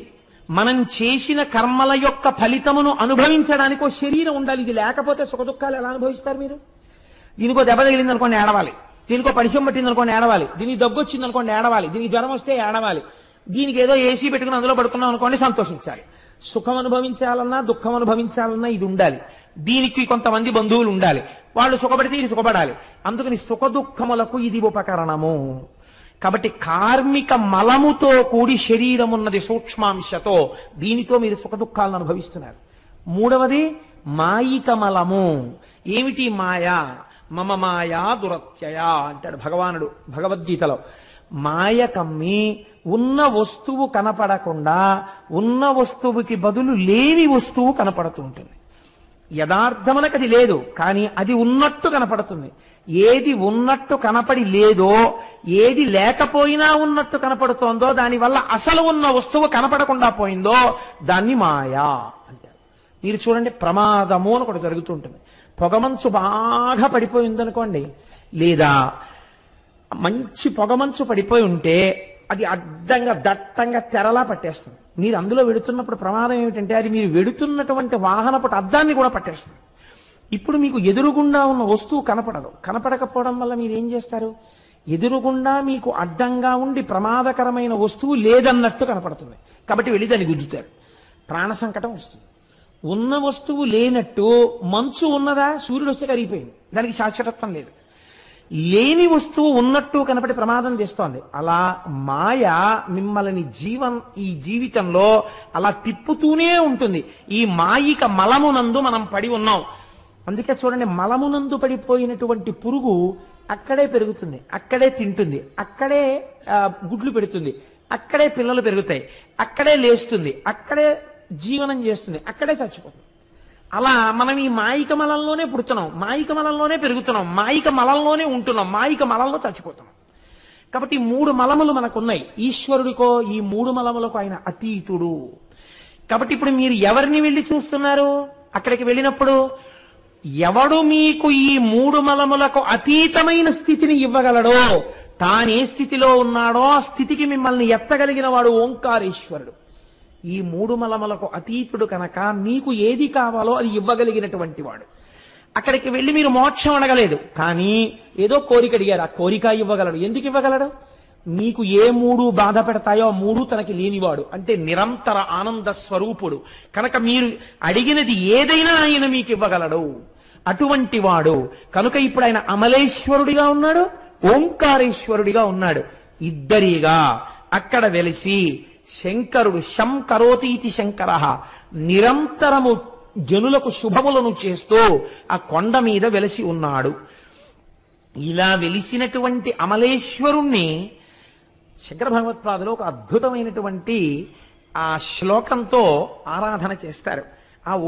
మనం ఆ అమలేశ్వర లింగాన్ని చూసినప్పుడు మనస్సుతో తెచ్చుకోవాలి దాన్ని. అది విచిత్రం. మీరు అక్కడికి వెళ్ళి అమలేశ్వర లింగం అక్కడ ఉందండి అని ఇక్కడికి వచ్చేయడం కాదు. అమలేశ్వర లింగాన్ని ఓంకారేశ్వర లింగాన్ని అక్కడ కళ్ళతో చూసి తత్వ విచారణ రీత్యా రెండిటిని లోపలికి తెచ్చేసుకోవాలి. తెచ్చేసుకుని మీతో పాటు తెచ్చుకోవాలి. అవి ఎలా తెచ్చుకోవాలి అంటే శంకరులు ఒక అద్భుతమైన మాట అంటారు. ఆకాశశ్చికురాయతే దశ దిశా భోగోదుకూలాయతే సీతాంశు ప్రసవాయతే స్థిరతరానంద స్వరూపాయతే వేదాంతో నిలయాయతే సువినయో యస్య స్వభావాయతే తస్మిన్ మే హృదయం సుఖేన రమతాం సాంబే పరబ్రహ్మణి అంటారు. సాంబే అంటే అంబా, అమ్మతో కూడుకున్న అయ్యా, ఓ శంకర పరబ్రహ్మణి, నీవు పరబ్రహ్మమువు. ఎందుకని అమలేశ్వరుడవు, 3 మలములకు అతీతమై ఉన్నవాడవు. అటువంటి సాంబే, నిన్ను నేను ఎలా చూస్తున్నానో తెలుసా? ఇక్కడ నువ్వు లింగంగా కనపడుతున్నావు, కానీ నేనిక్కడ నిన్ను ఎలా చూస్తున్నానో తెలుసా? 3 మలములకు అతీతమైన వాడు సాకారముగా కనపడాలంటే మరి ఎలా కనపడతాడు? అప్పుడు ఆయనలో రక్తం, మాంసం, ఎముకలు ఉండవా? మీకు ఎలా కనపడాలి ఆయన? ఇక్కడ చూడ్డానికి మళ్ళీ ఆయనకు కూడా చర్మం ఉన్నట్టు, ఆయనకు కూడా రక్తం ఉన్నట్టు, ఆయనకు కూడా మాంసం ఉన్నట్టు చూస్తే మరి మలాతీతుడు ఎలా అయ్యాడు? ఆయన అమలేశ్వరుడు ఎలా అయ్యాడు? ఎలా చూసి ఇంటికి తెచ్చుకోవాలో శంకరాచార్యులు వారు చెప్తున్నారు. ఒక గురువు వల్ల కదా వచ్చింది ఆ స్వరూపం. వేరొక గురువు మీకు తెచ్చుకోవడం నేర్పాలి, మిమ్మల్ని వింధ్యపర్వతం చెయ్యాలి. కాబట్టి శంకరులు ఎంత అందంగా చెప్తున్నారో చూడండి. ఆకాశశ్చికురాయతే, ఈశ్వర నీవు నా ఇంటికి వచ్చినప్పుడు, నాతో వచ్చేసినప్పుడు ఎక్కడున్నావో తెలుసా? నీవు ఆకాశ స్వరూపుడవై ఉన్నావు. నాలో ఆకాశం ఉంది కదండి, నాలో కూడా జాగా ఉందిగా, అంతటా ఉందిగా ఆకాశం. కాబట్టి అంతటా ప్రకాశిస్తున్నటువంటి ఆకాశ స్వరూపుడమైనటువంటి వాడా, ఇప్పుడు చర్మం ఉందా, మాంసం ఉందా? ఆకాశ స్వరూపంతో ఉన్నాడు, అంతటా ఉన్నాడు, ఇక్కడ ఉన్నాడు. దశ దిశా భోగోదుకూలాయతే. బాగుందండి, మీరు చెప్పింది బాగుంది, కానీ మరి అలా అంత పెద్ద ఆకాశ స్వరూపుడైతే మరి మేము ఎలాగండి? ఆయనకో బట్ట కట్టుకుని రావాలి కదా మా ఇంటికి. నా వెనకాల బట్టలు కట్టుకోని వాడిని తీసుకొస్తే, ఇక్కడ బట్టలు కట్టుకోని వాడిగా కూర్చోపెట్టుకుంటే మళ్ళీ నాకు ఆయన్ని చూసినప్పుడు ఏ కాలభైరవ దర్శనంలాగా ఉంటుంది కదా. ఎలా అంటే శంకరాచార్యులు వారు అన్నారు, దశ దిశా భోగోదుకూలాయతే. వస్త్రం లేకపోవడం ఏంటి? ఆయనకి వస్త్రం నువ్వివ్వలేవనంతే. ఆయనకి పెట్టగలిగిన వస్త్రం నేయగలిగినటువంటి సాలెవాడు ప్రపంచమునందు లేడు. ఆయనకి సహజంగా ఒక వస్త్రం ఉంది. ఏమిటో తెలుసా వస్త్రం? దిక్ అంబరుడు, దిగంబరుడు. అంటే 4 దిక్కులు, తూర్పు, పడమర, ఉత్తరం, దక్షిణం, ఈశాన్యం, ఆగ్నేయం, నైరుతి, వాయవ్యం, ఊర్ధ్వం, అధోముఖం, 10 దిక్కులు కలిపి ఆయనకి వస్త్రం అయ్యాయి. దిక్కులు అంబరముగా కట్టుకున్నాడు, వస్త్రంగా కట్టుకున్నాడు. ఇప్పుడు ఏ వస్త్రం? మామూలు వస్త్రం కట్టుకుంటే మలం అయిపోతుంది. మనం అంటే ఇప్పుడు పట్టుబట్ట కట్టుకుని పూజ చేస్తున్నాం కానండి, పట్టుబట్ట కట్టుకుని యథార్థమునకు పూజ చేయుట దూష్యము, చేయకూడదు. అందుకే మీరు చూడండి, పెద్దల ఇళ్లల్లో మడిబట్ట ఆరేసుకుంటే నూలు బట్ట ఆరేస్తారు. ఎందుకు ఆరేస్తారో తెలుసా అండి? పట్టుబట్ట కట్టుకుని పూజ చేసినటువంటి వాడికి సిద్ధించడం కొంచెం ఆలస్యం అయిపోతుంది, చాలా ఆలస్యం. కారణం ఏంటంటే కొన్ని కోట్ల పట్టుపురుగులు చచ్చిపోతే అది మీకు వస్త్రమైంది. ఎన్ని కోట్ల పట్టుపురుగులు చచ్చిపోయాయో. మీరు కట్టుకున్న వస్త్రమునందు హింస ఉంది. పట్టుపురుగులోంచి దారం కావాలనుకోండి, తన ఒంటి చుట్టూ చుట్టేసుకుని దారం పడుకుంటుంది పట్టుపురుగు. ఇప్పుడు ఆ పట్టుపురుగుని చచ్చిపోకుండా తీసేయాలంటే బ్లేడ్ పెట్టి దారం కోసేయాలి. కోసేస్తే ఇంకా దారాలు పనికిరావు. కాబట్టి ఏం చేస్తారంటే ఈ పట్టుపురుగులన్నీ పట్టుకెళ్ళి మరుగునీళ్లలో పడేస్తారు. పడేస్తే ఉడికిపోతాయి ఆ కాయలు. ఉడికిపోతే పట్టుపురుగులన్నీ చచ్చిపోతాయి. చచ్చిపోయిన తర్వాత రాట్నం మీద పెట్టి దారాన్ని ఇటువైపు కట్టి ఉడుకుతారు. ఉడికితే దారం అంతా ఇటు వచ్చేస్తుంది. ఈ పట్టుపురుగులన్నీ, కాయలన్నీ తీసి అవతల పారేస్తారు. వీటిని కాకులు, కుక్కలు తినేస్తాయి. కాబట్టి ఇప్పుడు ఈ ఒక్క పట్టు వస్త్రం కట్టుకుంటే ఆ పట్టు వస్త్రంలో ఎన్ని కోట్ల పురుగులు చచ్చిపోయిన ఉన్నాయో నీకు తెలియదు. అందుకే పట్టు వస్త్రాన్ని పెద్దలైనటువంటి వారు, మహాపురుషులైనటువంటి వారు దూరంగా ఉంచడానికి కారణం అదే. మడిబట్ట ఆరేసుకోవడం అన్న విధానం ఎందుకు వచ్చిందో తెలుసా అండి? మళ్ళీ దీని యందు వాయుదోషం లేకుండా ఉండడం కోసమని బట్ట కట్టుకుని పూజ చేసేసుకుని ఆనాటికి ఆ బట్ట తాను పిడుచుకుంటే తనకు ఆయుర్దాయం, తన భార్య పిడిచి మడిబట్ట ఆరేస్తే ఇంటికి ఐశ్వర్యం, దాసి ఇంట్లో ఉన్నటువంటి దాసి తడిపి ఆరేస్తే సమభోగం. ఎవ్వరూ చేసేవాళ్లు లేక పిడిచినటువంటి బట్ట మర్నాటికి కూడా కంపు కొడుతూ అలా ఉంటే ఆ ఇంట దరిద్రం. కాబట్టి బట్టని ఎలా మీరు పట్టుకుంటారన్న దాన్ని బట్టి ఇంటి ఐశ్వర్యాన్ని నిర్ణయం చేశారు. 1 తనన్నా పిడుచుకోవాలి, 2 అంటే కనీసం పూజ చేసుకునే వస్త్రాన్ని, భోజనం చేసుకునే వస్త్రాన్ని, లేదా భార్య యొక్క ప్రధాన విధి ఆయన విడిచిపెట్టినటువంటి పూజా వస్త్రాన్ని మాత్రం, పూజ యందు ఆయన వాడుకున్న బట్టని, భోజనం తర్వాత ఆయన విడిచిపెట్టిన బట్టని భార్య ఉతికి పిండాలి. ఈ ఇద్దరూ కాకపోతే చాలా గొప్ప సేవ శిష్యుడికి ఏమిటి అంటే గురువుగారు అలా కట్టుకు విడిచిపెట్టినటువంటి బట్టని పిడిచి ఆరేయడం. అది గురు శుశ్రూషలో అంతర్భాగం. వాడు గొప్ప అభ్యున్నతిని పొందుతాడు అలాంటి శిష్యుడు. సరే, అది వేరే విషయం అనుకోండి. నేను ఎందుకు ఈ మాట ప్రస్తావన చేశానంటే ఆయన పట్టుబట్ట కట్టుకోరా అండి అని అడగకూడదు కాబట్టి ఈ మాట చెప్పవలసి వచ్చింది. కాబట్టి దశ దిశా భోగోదుకూలాయతే, 10 దిక్కులు ఆయనకు అంబరమై ఉన్నాయి. దిక్కులు వస్త్రములుగా కలిగినటువంటి వాడు. ఇప్పుడు చూడండి, అమలేశ్వరుడు అన్న మాటని యథార్థంగా తీసుకొచ్చి సాకారం చేస్తున్నారు. ఇది శంకరాచార్యులు వారి ప్రజ్ఞ. శీతాంశు ప్రసవాయతే. బాగుందండి. మరి బొత్తిగా మా ఇంటికి వచ్చి ఒక్క పంచొక్కటి కట్టుకుని ఆయన ఏదో తన స్వరూపంతో వచ్చి కూర్చున్నాడు అనుకోండి, ఓ చిన్న దోషం ఒకటి ఉంటుంది కదా. చేతికి కనీసం ఉంగరం అన్నా ఉండాలి ఆచమనం చేయడానికి. మరి మా ఇంట్లో వాళ్ళందరం ఆభరణాలు వేసుకుని పరమాత్మ ఆభరణరహితుడై ఉండకూడదు కదా. కాబట్టి అందుకే షోడశోపచారాల్లో ఆభరణార్థం పుష్పం సమర్పయామి అని పుష్పం వేసి వదిలిపెడతారు పూజలో. ఎందుకని? మీరు ఆభరణాలన్నీ ఇచ్చినట్టు లెక్క.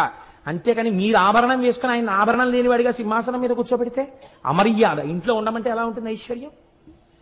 కాబట్టి ఇప్పుడు ఆయనకి ఆభరణం ఇవ్వాలి. నేనేం పట్టుకొచ్చి ఇవ్వను? అంతున్నవాడికి ఆభరణం ఎంత బంగారం పట్టాను? నా ఐశ్వర్యం సరిపోతుందా? ఎక్కడికక్కడ ఈశ్వరుడి ముందు నీ అహంకారాన్ని తీస్తూ నిలబెట్టాలి. అలాగని నిన్ను బెంగపెట్టేటట్టు ఉంచకూడదు. ఆయనకు ఉందిలే అని చెప్పి నిన్ను నిలబెట్టేస్తుండాలి. నువ్వు తెచ్చుకోవడం నీకు చేతనయ్యేట్టు చెప్పాలి. ఇన్ని చెప్పడం ఎవరండి చెప్పగలిగిన వాడు? మా స్వామి శంకరులు కాబట్టి చెప్పారు. కాబట్టి ఆయన అన్నారు సీతాంశు ప్రసవాయతే. నువ్వెందుకయ్యా ఆభరణం ఇవ్వడం? అందరికీ సంబంధం ఉన్నవాడు చందమామ. ఆ చంద్రరేఖ ఆభరణముగా కలిగినటువంటి వాడు. చంద్రరేఖ ఆభరణంగా ఉంది. నువ్వు హాయిగా బయటికి వచ్చి ఇలా కూర్చుంటే చంద్రశేఖర బ్రహ్మచారి స్వామి అలా వెళ్ళిపోయి అసుర సంధ్య వేళలో అరుగు మీద కూర్చుంటే ఆయన అంతేవాసులందరూ కూర్చుని ఉండేవారు. కూర్చుంటే ఆయన ఒకసారి ఆకాశం వంక చూసి నవ్వు నవ్వేవారు. గురువుగారు నవ్వారంటే ఏదో ఉందన్నమాట, ఏదో భావన వచ్చింది. ఎందుకు నవ్వారు అనకూడదు. వీళ్ళు కూడా నవ్వు నవ్వేవారు. అలా కూర్చుంటే ఎందుకు నవ్వానో తెలుసా అని. ఎందుకు మాకేం తెలుస్తుంది గురువుగారు? సాంబే పరబ్రహ్మణి ఓ శ్లోకం చెప్పేవారు. శంకరుడు కనపట్టాలా నీకు? అది దర్శనం అంటే, అది గురువు అంటే. కాబట్టి ఇప్పుడు ఆయన అన్నారు సీతాంశు ప్రసవాయతే. చంద్రుడు ఆభరణంగా ఉన్నాడు. స్థిరతరానంద స్వరూపాయతే. మనకు స్వరూపం ఉంటుంది కదా. ఆ కోటేశ్వరరావు గారిని మీరు చూశారా అని అడిగారు అనుకోండి. చూడలేదండి, ఎలా ఉంటారండి అన్నారు అనుకోండి. ప్రస్తుతం ఒక గుండు, ఏదో లాల్చీ వేసుకుంటాడు, పంచె కట్టుకుని ఆరుంబావుకి దొరగారితో పాటు వచ్చి అక్కడ కారు దిగిలా నడిచొస్తుంటాడు. మనిషి ధ్వజస్తంభంలా ఎత్తుగా ఉంటాడు, చాలా ఒడ్డుగా బలిసి ఉంటాడు. వాడు కోటేశ్వరరావు అంటే అని మీరు ఒక స్వరూపాన్ని వర్ణన చేస్తారు కదా. ఈశ్వరుడు కూడా అలా మీరు వర్ణన చేయడానికి ఆయనకి కూడా ఇలా ఇంత పొడుగ్గా ఉంటాడు, ఇంత పొట్టిగా ఉంటాడు చెప్పడం కుదురుతుందా? అంతటా నిండి నిబిడీకృతమైన వాణ్ణి ఏ రూపంతో మీరు వర్ణిస్తారు? శంకరాచార్యులు వారి ప్రజ్ఞ చూడండి. ఆయన అన్నారు స్థిరతరానంద స్వరూపాయతే. నీకెప్పుడో ఒక్కసారి మెరుపు మెరిసినట్టు ఇంత ఆనందం వస్తుంటుంది, అంతే వెంటనే దుఃఖం వచ్చేస్తుంటుంది ఏదో ఒకటి. లేకపోతే నా అంతవాణి నేను అంటుంటావు. అలా కాదు, ఎప్పుడూ ఆనందమే రాశీభూతమై ఉంటాడు శంకరుడు. ఎప్పుడు ఆనందం, ఎప్పుడు ఆనందం, అది ఆయన స్వరూపము అన్నారు. ఏమి శ్లోకాలండి నిజంగా శంకరాచార్యులు వారివి. స్థిరతరానంద స్వరూపాయతే. బాగుందండి. ఈయన గురించి ఇంకా కొంచెం తెలుసుకోవాలంటే ఇప్పుడు మీకు ఉత్సాహం కలిగింది. ఇంకొంచెం తెలుసుకోవాలంది. ఎక్కడ తెలుసుకోవచ్చండి? వేదాంతో నిలయాయతే. వేదముల యొక్క చివర భాగములైనటువంటి ఉపనిషత్తుల యందు చెప్పబడుతుంటాడు. అది చదువుకో, నీకు బాగా తెలుస్తుంది ఆయన గురించినటువంటి జ్ఞానం. కాబట్టి వేదాంతో నిలయాయతే. అన్ని బాగున్నాయి కానండి, ఇంత గొప్పవాడంటున్నారు, ఆకాశం అంత రూపం ఉన్నవాడంటున్నారు, చంద్రుణ్ణేమో ఆభరణంగా పెట్టుకున్నాడంటున్నారు, దశ దిశలు వస్త్రంగా కట్టుకున్నాడంటున్నారు, ఆనందము స్వరూపముగా ఉన్నవాడంటున్నారు. అలాంటి వాడు మాకెందుకు దొరుకుతాడండి? బాగా చదువుకోవాలి, భక్తి ఉండాలి, ఉపచారాలు చెయ్యాలి, పూజలు చెయ్యాలి. మాకేం తెలుసు? మాకేం చేత కాదు. కాబట్టి ఈయన మాకేం దొరకడు, మేము బయలుదేరుతున్నామని ఉత్తరీయం దులిపీకండి అని శంకరాచార్యులు వారు అంటున్నారు. ఎవరికి దొరుకుతాడో తెలుసా ఆయన? సువినయో యస్య స్వభావాయతే. పరమాత్మ నీవెంత గొప్పవాడవయ్యా అని ఒక్క మాట అని ఇలాను వెంటనే వచ్చి ఇక్కడ కూర్చుంటాడు. వినయంతో నీకు ఇలా అనడం వచ్చా? ఇప్పుడు శంకరాచార్యుల వారు నమస్కరించు అనలేదు. నారదుడు వింజుడికి ఎలా చెప్పాడో అలాగే మనకి చెప్తున్నారు. ఎంత అందమైన శ్లోకమో చూడండి. సువినయో యస్య స్వభావాయతే. నువ్వు వినయంగా ఉంటే నీకు లొంగుతాడు. వినయం అంటే ఏమిటండి? ఏదో ఒక గురువుని చూడగానే వినయంతో ఉండాలనుకున్నారనుకోండి, ఎలా వినయం ప్రకటిస్తారు మీరు? వారిని చూడగానే ఓ నమస్కారం చేస్తారు, అంతే కదండి. వినయం అంటే నమస్కారము చేత ఆవిష్కృతం అవుతుంది. ఆ నమస్కారం ఎవరికి పడితే వారికి, ఎలా పడితే అలా చేయడాన్ని శాస్త్రం నిషేధించింది. ఎక్కడ పడితే అక్కడ, ఎప్పుడు పడితే ఎప్పుడు, ఎలా పడితే అలా నమస్కారం చేయకూడదు. ఇంట్లో తల్లిదండ్రులకి ఒక్కటే నమస్కారం చేయాలి. తల్లిదండ్రులకు నమస్కారము చేసినప్పుడు కోరిక కోరరాదు. బాగా గుర్తుపెట్టుకోండి. చాలా మంది దీన్ని అధిగమిస్తారు. నమస్కారం చేయడమే పోయిందనుకోండి. ఈ రోజుల్లో తల్లిదండ్రులకి నమస్కారం చేస్తే మీరు నోరు విప్పి ఏది అడగకూడదు. మీరు పరీక్షకి వెళ్తూ తల్లిదండ్రులకి నమస్కారం చేశారనుకోండి, విజయీభవ అన్నం తెలియదా? తల్లిదండ్రులకి తెలుసు. ఒక్కసారి నమస్కారం చేయాలి. 10 మార్లు తల్లిదండ్రులకి నమస్కరించరాదు. ఒక రోజులో ఒక్కసారి తల్లిదండ్రులకి నమస్కారం, అప్పుడు కోరిక కోరరాదు. 2, ఈశ్వరాలయంలోకి వెళ్ళారనుకోండి, 4 మార్లు నమస్కారం చేయాలి. ఒక్కసారి నమస్కారం చేసి దేవాలయాన్ని విడిచిపెట్టరాదు. ఒకసారి నమస్కారం నిలబడి చెయ్యాలి. లోపలికి వెడుతూ ముందు మానసికమైన నమస్కారం ఒకటి. ఏ శివాలయానికో వెళ్ళారనుకోండి, వెంటనే మీరు వృషస్య వృషణం స్పృష్ట్వా శృంగమధ్యే శివాలయం దృష్ట్వా క్షణం నరోయాతి కైలాసే శివసన్నిధిం అని కుడి చేత్తో అవయవాన్ని పట్టుకుని ఎడం చేత్తో బొటనవేలు చూపుడు వేలు శృంగముల మీద వేసి దాని మధ్యలోంచి చూడాలి, కవచం పెట్టి ఉండకపోతే. చూసి ఉత్తర క్షణం చూస్తున్నప్పుడే మనస్సుతో నమస్కారం చెయ్యాలి. నిలబడి ఒక నమస్కారం. ఆలయంలో దర్శనం అయిన తర్వాత బయటకు వచ్చి కూర్చుని అద్దంలో ఎలా కనపడుతుందో ప్రతిబింబం, అలా ఇక్కడ చూస్తూ ఒక నమస్కారం. 4 నమస్కారములు చెయ్యాలి. ఈశ్వరాలయమునందు కోరిక చెప్పవచ్చు. అస్తమానం కోరికల కోసం వెళ్ళకూడదు. మీకు ఏదైనా ఆపద వచ్చిందనుకోండి, మీరు చక్కగా మీరు ఎవరైనా దానికి సమర్థులైన వారికి ఎలా చెప్తారో అలా ముందు ఈశ్వరుడికి చెప్పాలి. ఈశ్వరా, నాకు ఈ ఆపద వచ్చింది, నిన్ను నమ్మి ఉన్నవాణ్ణి, ఈ ఆపద తీర్చుకోవడానికి నేను ఫలానా వారి దగ్గరికి వెడుతున్నాను. వారి యందు నీవు ప్రకాశించి నన్ను వారు చూడగానే నా యందు వాత్సల్యము పెళ్ళుబుకి నా కష్టమును తీర్చేటటువంటి మనస్సు వారి యందు ప్రకాశింపచెయ్యి అని మీరు నమస్కరించి, మీరు ఎవరి దగ్గరికి వెళ్ళారో వాళ్ళల్లో కూడా ఈశ్వరుడే కూర్చునున్నాడని మాట్లాడాలి. అప్పుడు మీకు ఆ ప్రకాశము దొరుకుతుంది.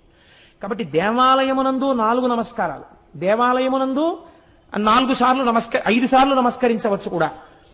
కానీ సన్యాసి కనపడితే మాత్రం 4 సార్లు నమస్కరించాలి. ఒక్క నమస్కారం చేసి కూర్చోవద్దని చెప్పారు. ఎందుకు 4 సార్లు నమస్కరించాలి?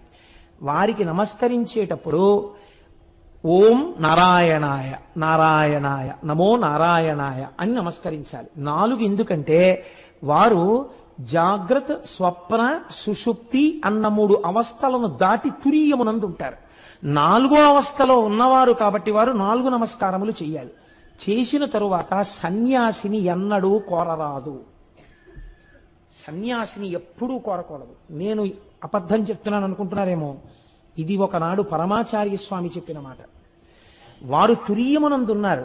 వారికి తల మీద సాలగ్రామం పెట్టి అభిషేకం చేసి సన్యాసం ఇచ్చారు.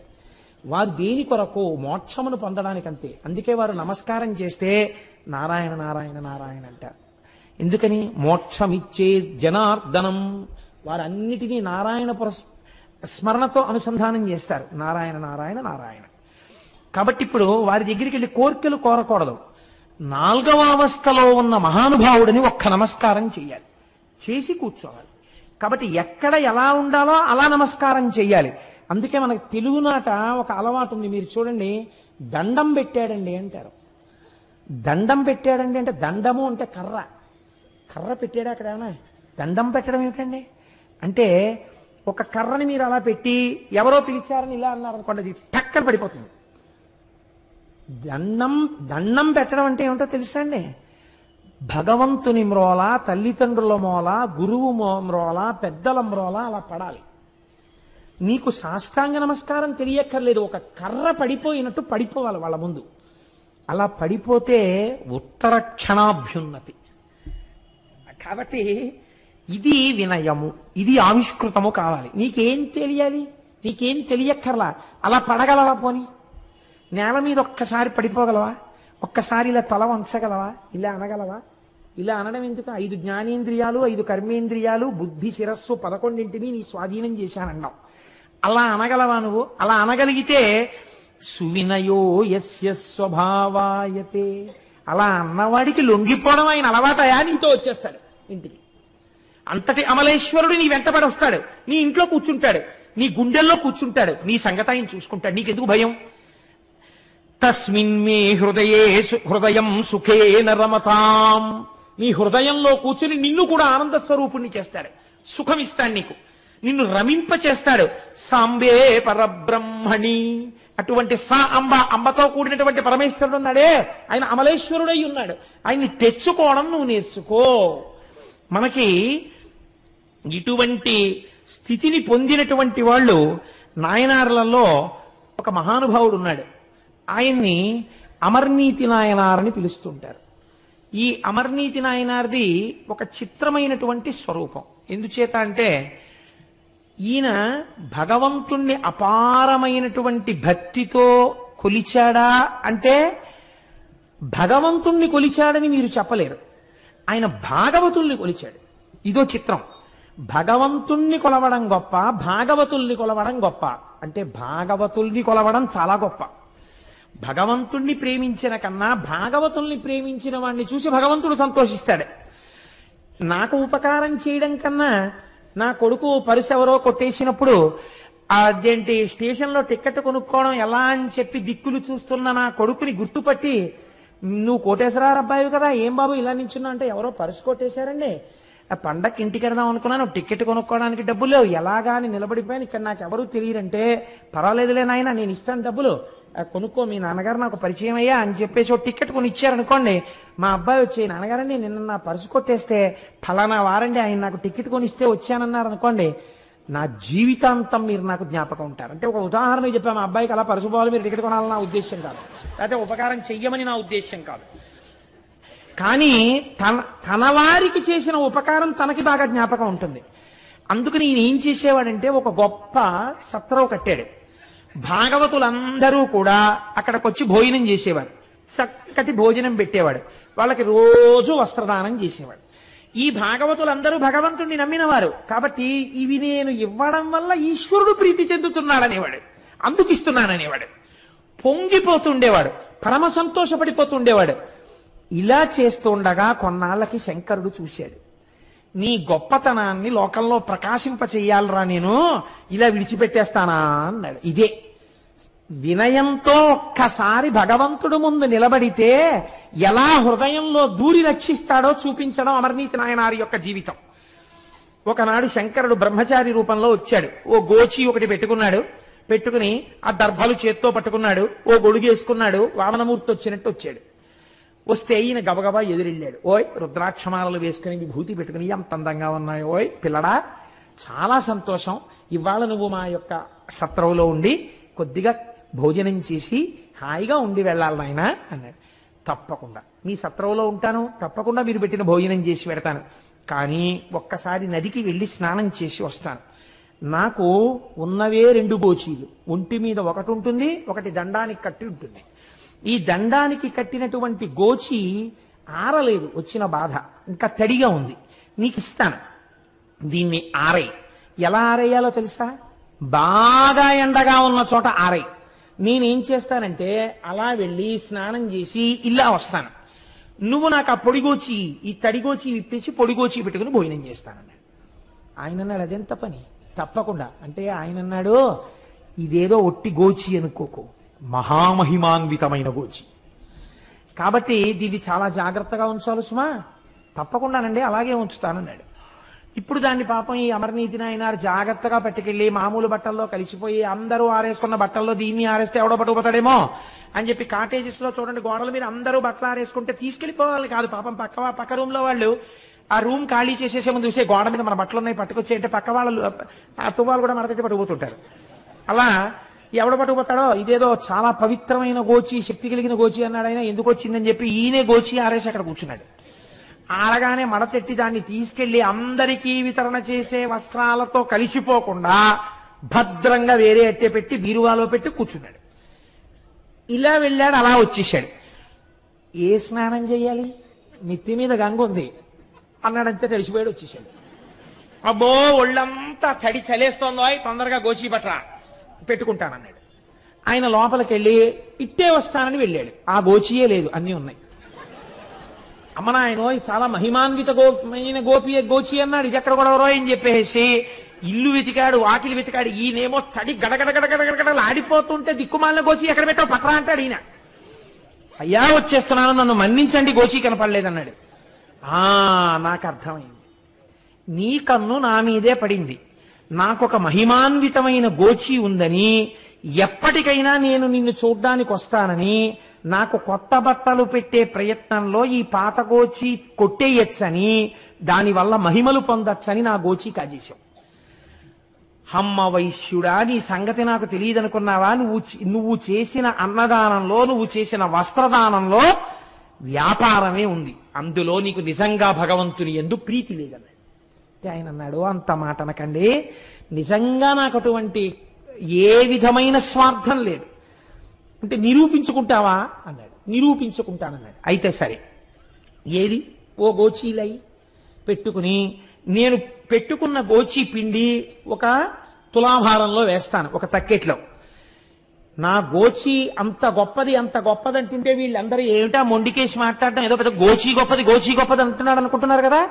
నా గోచితో సమానమైన వస్త్రాలు, ఐశ్వర్యం నీ దగ్గర ఉందేమో చూపించన్నాడు అని గోచిను పక్కన పారేశాడు తక్కెట్లో. పాపం ఆయన ఇంట్లో దానం చెయ్యడానికి పెట్టుకున్నటువంటి పంచలు, చీరలు తీసుకొచ్చి అన్నీ వేసేశాడు, లేవదు. అమ్మో నిజమే, ఎంత గొప్పదో, ఈయన పెట్టుకున్న గోచియే ఇంత గొప్పదైతే ఈయన గొప్పదని చెప్పిన గోచి ఎంత గొప్పదో అనుకుంటున్నారు చూసేవాళ్ళు. ఇంట్లో ఉన్న బంగారం తెచ్చేశాడు, వెండి తెచ్చేశాడు, స్థిరాస్తుల యొక్క పత్రాలు తెచ్చేశాడు, చరాస్తులు తెచ్చేశాడు, అన్ని తక్కెట్లో పెట్టేశాడు. ఇహ తోగలేదు. ఆలోచించాడు, ఓహో వచ్చినవాడు సామాన్యుడు కాడనుకున్నాడు. భార్యని పిలిచాడు, ఇద్దరు బిడ్డల్ని పిలిచాడు, రండి అన్నాడు. అందరూ చూస్తుండగా ఒక మాట చెప్పాడు, నేను ఎప్పుడు ఏది దానం చేసినా, నేను ఎప్పుడు ఎవరికి ఏది పెట్టినా అది పరమేశ్వర ప్రీతి కొరకు మాత్రమే పెట్టిన వాడనైతే, ఆ పుణ్యబలము చేత నా మాట సత్యమైతే ఆ గోచితో సమానంగా ఇటువైపు తక్కెడ పైకి లేచుగాక అని ఆ తక్కెట్లో నలుగురు నించున్నారు. ధన్మని గోచి ఉన్న వైపు కిందకి దిగిపోయింది, ఇది పైకి లేచిపోయింది. బ్రహ్మచారి అంతర్ధానం అయిపోయాడు. ఆ దేవాలయంలో ఆయన రోజు ఏ శంకరుణ్ణి ప్రార్థిస్తాడో ఆ పరమాత్మ నందివాహనారూఢుడై పార్వతీ సహితుడై సాకారంగా ప్రత్యక్షమయ్యాడు. ఈ నలుగురిని తనలో ఐక్యం చేసుకున్నాడు. నీవు చేసిన సేవలో ఉన్నటువంటి గొప్పతనాన్ని ఆవిష్కరించి నిన్ను నాలో కలుపుకోవడానికి నువ్వు ఒక్క నమస్కారం నిజాయితీతో చేసినందుకు నా వస్త్రము కన్నా నీ వినయం గొప్పదని తక్కెటిని పైకి లేపి నాలోకి నేను తీసేసుకున్నానన్నాడు. ఇప్పుడు చూడండి, ఇది శంకరాచార్యులు వారు అంటున్నారు, సువినయో యస్య స్వభావాయతే, ఒక్కసారి వినయంతో నమస్కరించగలిగితే లొంగిపోవడం అలవాటైన వాడు అన్నారు. ఏం మా స్వామి చెప్పిన దాంట్లో దోషం ఉందా? అమర్నీతి నాయనారని ఒక నాయనారే ఉన్నారే దీనికి ప్రమాణంగా. కాబట్టి భగవంతుణ్ణి నమ్మినటువంటి వాడికి ఒక్కసారి ఆ క్షేత్రానికి వెళ్ళి, ఓంకార క్షేత్రం దగ్గరికి వెళ్ళి, ఆ ప్రణవలింగం దగ్గర, అమలేశ్వర లింగం దగ్గర ఎవరు శిరసు ఉంచి నమస్కరిస్తున్నారో వారికి అన్ని అభ్యున్నతులు కలుగుతాయి. ఆ వెనకనున్న చరిత్ర తెలుసుకుని ఆ లింగము యొక్క స్వరూపాన్ని అనుసంధానం చేసుకుని వినయంతో రెండిటిని ఇక్కడ పెట్టుకుని వెనక్కి తెచ్చుకోవడం మనకి చేతనవాలి. అలా అయిన నాడు మనం అభ్యున్నతిని పొందుతాం. అంత పరమోత్కృష్టమైనటువంటి స్వయంభూలింగము ఓంకారేశ్వర లింగము. కనుక ఈ ఓంకారేశ్వర లింగమునందు ఉత్సవాలు ఎలా ఉంటాయి, లేకపోతే పటాటోపం ఎలా ఉంటుంది, పూజ ఎలా ఉంటుంది, ఇది కాదు. ఇది అహంకార నిర్మూలనము, అభ్యున్నతి కలిగినది. ఇది వినడం చేత, ఇది తెలుసుకోవడం చేత, దీన్ని దర్శించడం చేత జీవితానికి ఒక పదం నిర్దేశకమవుతుంది, ఒక కొత్త మలుపు తిరుగుతుంది. కాబట్టి కేవలం విన్నంత మాత్రం చేత, నేను ఒక మాట చెప్తాను, మీరేమనుకోకండి, నిజంగా ఓంకారేశ్వరం వెళ్ళామనుకోండి, అసలు ఇలా అనుసంధానం చేసుకోవాలని కానీ, దాన్ని ఇలా చూడాలని కానీ మనకి తెలియకపోవచ్చు. అక్కడికి వెళ్ళకపోయినా ఇక్కడ కూర్చుని మీరు దాన్ని మనస్సులో చూస్తున్నారనుకోండి, మీకు క్షేత్రముతో పాటు ఆ లింగం కూడా ఇప్పుడే ఇక్కడే మీ హృదయంలోకి వచ్చేసింది. అందుకే శివమహాపురాణంలోకి జ్యోతిర్లింగాల యొక్క చరిత్రని తీసుకురావడానికి కారణం అది. కాబట్టి ఇప్పుడు ఓంకారేశ్వరము మనం పూర్తి చేయగలిగాం ఈశ్వరానుగ్రహంతో. ఇప్పుడు మనం భీమేశ్వర జ్యోతిర్లింగ దర్శనం వైపుకి వెడదాం. ఈ భీమేశ్వర జ్యోతిర్లింగం గురించి ప్రార్థనా శ్లోకంగా ఒక మాట చెప్తారు. యోగాకినీశా కినికా సమాజైః నిషేవ్యమాన పిచితాశనైశ్చ సదైవ భీమాదిపదం ప్రసిద్ధం తం శంకరం భక్తహితం నమామి. ఇక్కడ ఉండేటటువంటి శంకరుణ్ణి భీమలింగము అని పిలుస్తారు. భీమ అన్న నామం మీరు రోజు చదువుతున్నారు శివాష్టోత్తరంలో. ఈ భీమ అన్న నామం శివాష్టోత్తరంలో ఉంది, విష్ణు సహస్రనామ స్తోత్రంలో కూడా ఉంది. మీరు విష్ణు సహస్రం చదివేటప్పుడు ఈ భీమ అన్న నామం వస్తుంది. మీరు చూడండి, ఇది చాలా చిత్రాతి చిత్రమైనటువంటి స్వయంభూలింగం. ఆయన మీరు రమణాశ్రమంలోకి వెళ్ళగానే ఇటినరీ ఇస్తారు మీకు. ఇటినరీ అంటే ఏ నిమిషం నుంచి ఏ నిమిషం వరకు ఆశ్రమంలో కార్యక్రమాలు జరుగుతాయో ఆ ఇటినరీ ఇస్తారు. మీరు భోజనానికి ఎన్ని గంటలకు రావాలో, తాళాలు ఎవరిస్తారో, ఎవరు మిమ్మల్ని తీసుకెళ్లి రూమ్లో దింపుతారో అవన్నీ ఆయన చెప్తారు. చెప్పి మీ చేతికి తాళం చెవులు ఇస్తారు. వీళ్ళని ఆశ్రమంలో ఉండేటటువంటి విషయాల్ని నిర్దేశం చేసేవారు. మంత్రోపదేశం చేసిన గురువు ఉంటారు, వారిని బోధక గురువు అంటారు. మంత్రోపదేశం చేసిన గురువు మిమ్మల్ని కూర్చోపెట్టుకునేవి చెప్పక్కర్లేదు, కానీ మీరు ఏవి చదువుకుని నేర్చుకున్నా అవన్నీ ఆయన వల్ల ప్రకాశించినట్టే లెక్క శాస్త్రంలో. బోధక గురువు. ఈ బోధక గురువు కన్నా పై స్థాయిలో ఉంటారు వారు పరమ గురువు, చంద్రశేఖర బ్రహ్మచార్య స్వామి వంటి మహాపురుషులు. ఇప్పుడు ఒక వ్యక్తి, ఒక శిష్యుడు చిన్నప్పుడు పాఠం చెప్పినటువంటి గురువు గారు కనపడగానే ఆయన దగ్గర దండల్లా పడతాడు. ఇప్పుడు ఇద్దరూ కలిసి నడుస్తున్నారు అనుకోండి, వీళ్ళిద్దరికీ ఆశ్రమంలో విషయాలు చెప్పినటువంటి గురువు కనపడ్డాడు అనుకోండి, ఆయన దగ్గర వీళ్ళిద్దరూ దండల్లా పడిపోతారు, ఇద్దరూ పడిపోతారు దండల్లాగా. ఇప్పుడు వీళ్ళ ముగ్గురు నిలబడి ఉన్నారనుకోండి, ఈయనకి మంత్రోపదేశం చేసిన గురువు వచ్చారనుకోండి, వీళ్ళ ముగ్గురు ఆయన ముందు పడిపోతారు దండల్లా. ఇప్పుడు వీళ్ళ నలుగురు నిలబడి ఉన్నారనుకోండి, పరమ గురువు వస్తున్నారనుకోండి, వీళ్ళ నలుగురు ఆయన ముందు పడిపోతారు. ఇలా పరమ గురువు మాత్రం అలాగే నిలబడి ఉంటాడు. మహిమోన్నతమైనటువంటి స్థాయిలో పరమ గురువులు ఉంటారు. కనుక గురువుల యొక్క మెట్లు ఏ స్థాయిలో ఉంటాయో మనకి ఇక్కడ ఉండేటటువంటి చిత్రం కూడా అలాగే ఉంటుంది. ఇక్కడ ఉండేటటువంటి చిత్రము అంటే ఒక విషయాన్ని మీరు అర్థం చేసుకోవాలి. ఇప్పుడు చూడండి, నోటి మాట చెప్పనక్కర్లేకుండానే ఒక స్థాయి గురువు దగ్గర మోకరిల్లిపోతున్నాడు. ఇందులో మీరు ఈయన ఇంకా అయితే చాలా తక్కువవాడండి, ఆయన గొప్పవాడడానికి ఏముండదు. ఎవరి గొప్పతనం వారికి ఉంటుంది, ఉంటూనే ఒకరి దగ్గర ఒకరి వినయంతో పడిపోతుంటారు. ఇది భీమశబ్దం చేత మీరు అన్వయం చేయాలి, అంతేకాని అర్థం లేకుండా దాన్ని అన్వయం చేస్తే తప్పైపోతుంది.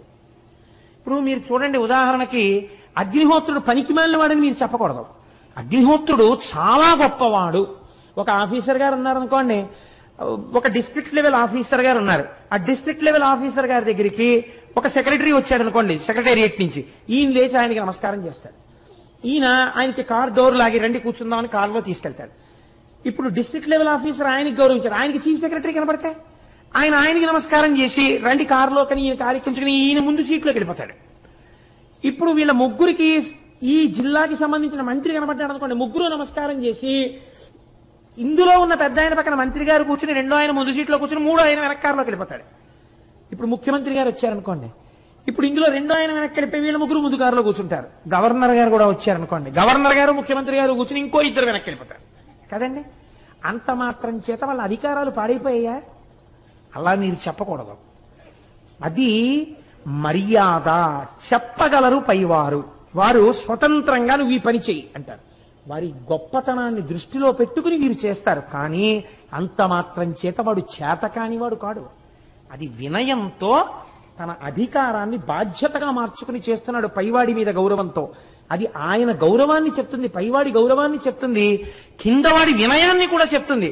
దాన్ని పక్కకి తీసి మీరు మాట్లాడితే అసలు అర్థం పర్థం లేకుండా తయారవుతాయి పురాణాలు. అలా మాట్లాడకూడదు. అగ్నిహోత్రుడు అందుకని ఇలా అయిపోయాడండి అని మీరు అనకూడదు. లింగ పురాణం చిత్రమైన మాట చెప్తోంది.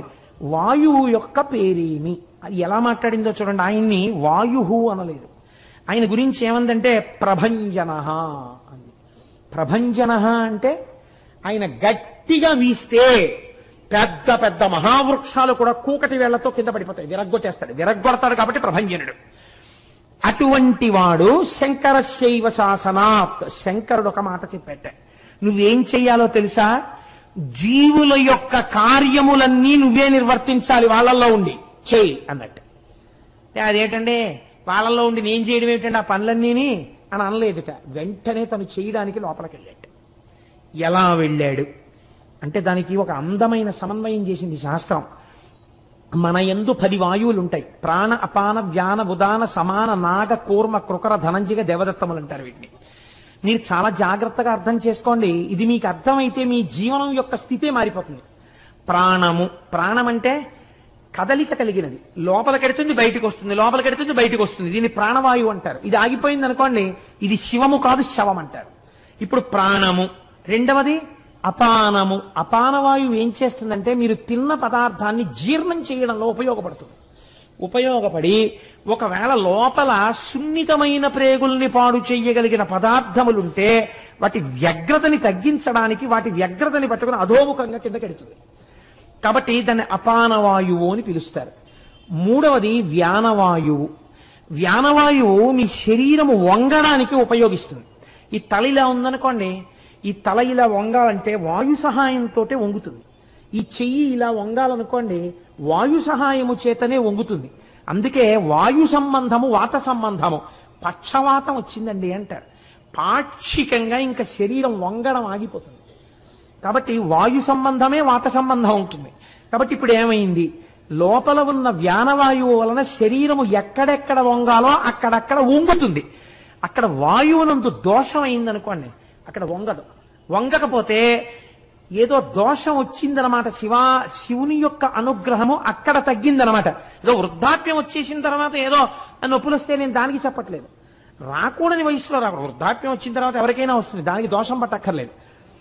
చాలా చిన్నతనంలో మోకాళ్ళ నొప్పులు వచ్చేస్తే నువ్వు జాగ్రత్తగా కూర్చుని 11 సోమవారాలు అభిషేకం చేయించుకోని చెప్పాలప్పుడు. కాబట్టి ఇప్పుడు ఏమైంది, వాయు సంబంధంలో దోషం వచ్చింది, వంగవలసినవి వంగట్లేదనమాట. నేను కూర్చోలేనండి బాసిం పెట్టేసుకునంటే నువ్వు ఎందుకు కూర్చోలేవు, మా దొరగారు కూర్చోట్లే, కూర్చోగలగాలి. కాబట్టి వ్యానవాయువు, ప్రాణ, అపాన, వ్యాన, ఉదాన, ఇదొక చిత్రమైనటువంటి వాయువు. ఈ వాయువుకే విశ్వకర్మ అని పేరు. ఎటువంటి ప్రాణిగా తానున్నాడో, ఏ రూపముతో తానున్నాడో అటువంటి రూపము కలిగినటువంటి వేరొక ప్రాణి తన యొక్క తేజస్సు నుండి ఉద్భవించడానికి వీలుగా తన శరీరములోనే ఉన్నటువంటి కొన్ని అవయవముల యందు మార్పు కలిగించగలిగినటువంటి వాయువుకి ఉదాన వాయువు అని పేరు. ఈ ఉదాన వాయువు వలన శరీరములో ఉన్న కొన్ని స్థానముల యందు చిన్న చిన్న మార్పులు జరుగుతాయి. అప్పుడు గర్భధారణ జరిగి ప్రత్యుత్పత్తి జరుగుతుంది. మనిషికి మనిషి, కుక్కకి కుక్క, పిల్లికి పిల్లి అలా పుడతాయి. కాబట్టి ఇప్పుడు ఉదానము అన్న పేరుతో సృష్టి జరుగుతోంది. ప్రాణ, అపాన, వ్యాన, ఉదాన, సమాన. సమాన రూపంలో ఒక వాయువు ఉంటుంది లోపల. మీరు అన్నం తినేసి పడుకున్నారు, పడుకుంటే ఈ వెంట్రుకలు, ఇన్ని వెంట్రుకలు ఉన్నాయి నా తల మీద, ఏదో తలనీలాలు వెంకటాచలపతికి సమర్పించి వచ్చాను, ఇందులో ఏదో ఇక్కడ వెంట్రుకలు ఒక్కటే ఓ పుంజీడు వెంట్రుకలు పెరుగుతూ మిగిలిన వెంట్రుకలు పెరగడం మానేశాయి అనుకోండి, అప్పుడు నాకు ఇటుపక్క నుంచి జటములిచ్చినట్టు ఉంటుంది. తెల్లవారి లేచి మిల్లీమీటర్లతో కొలిస్తే నా తల మీద వెంట్రుకలన్నీ సమానంగా పెరుగుతాయి.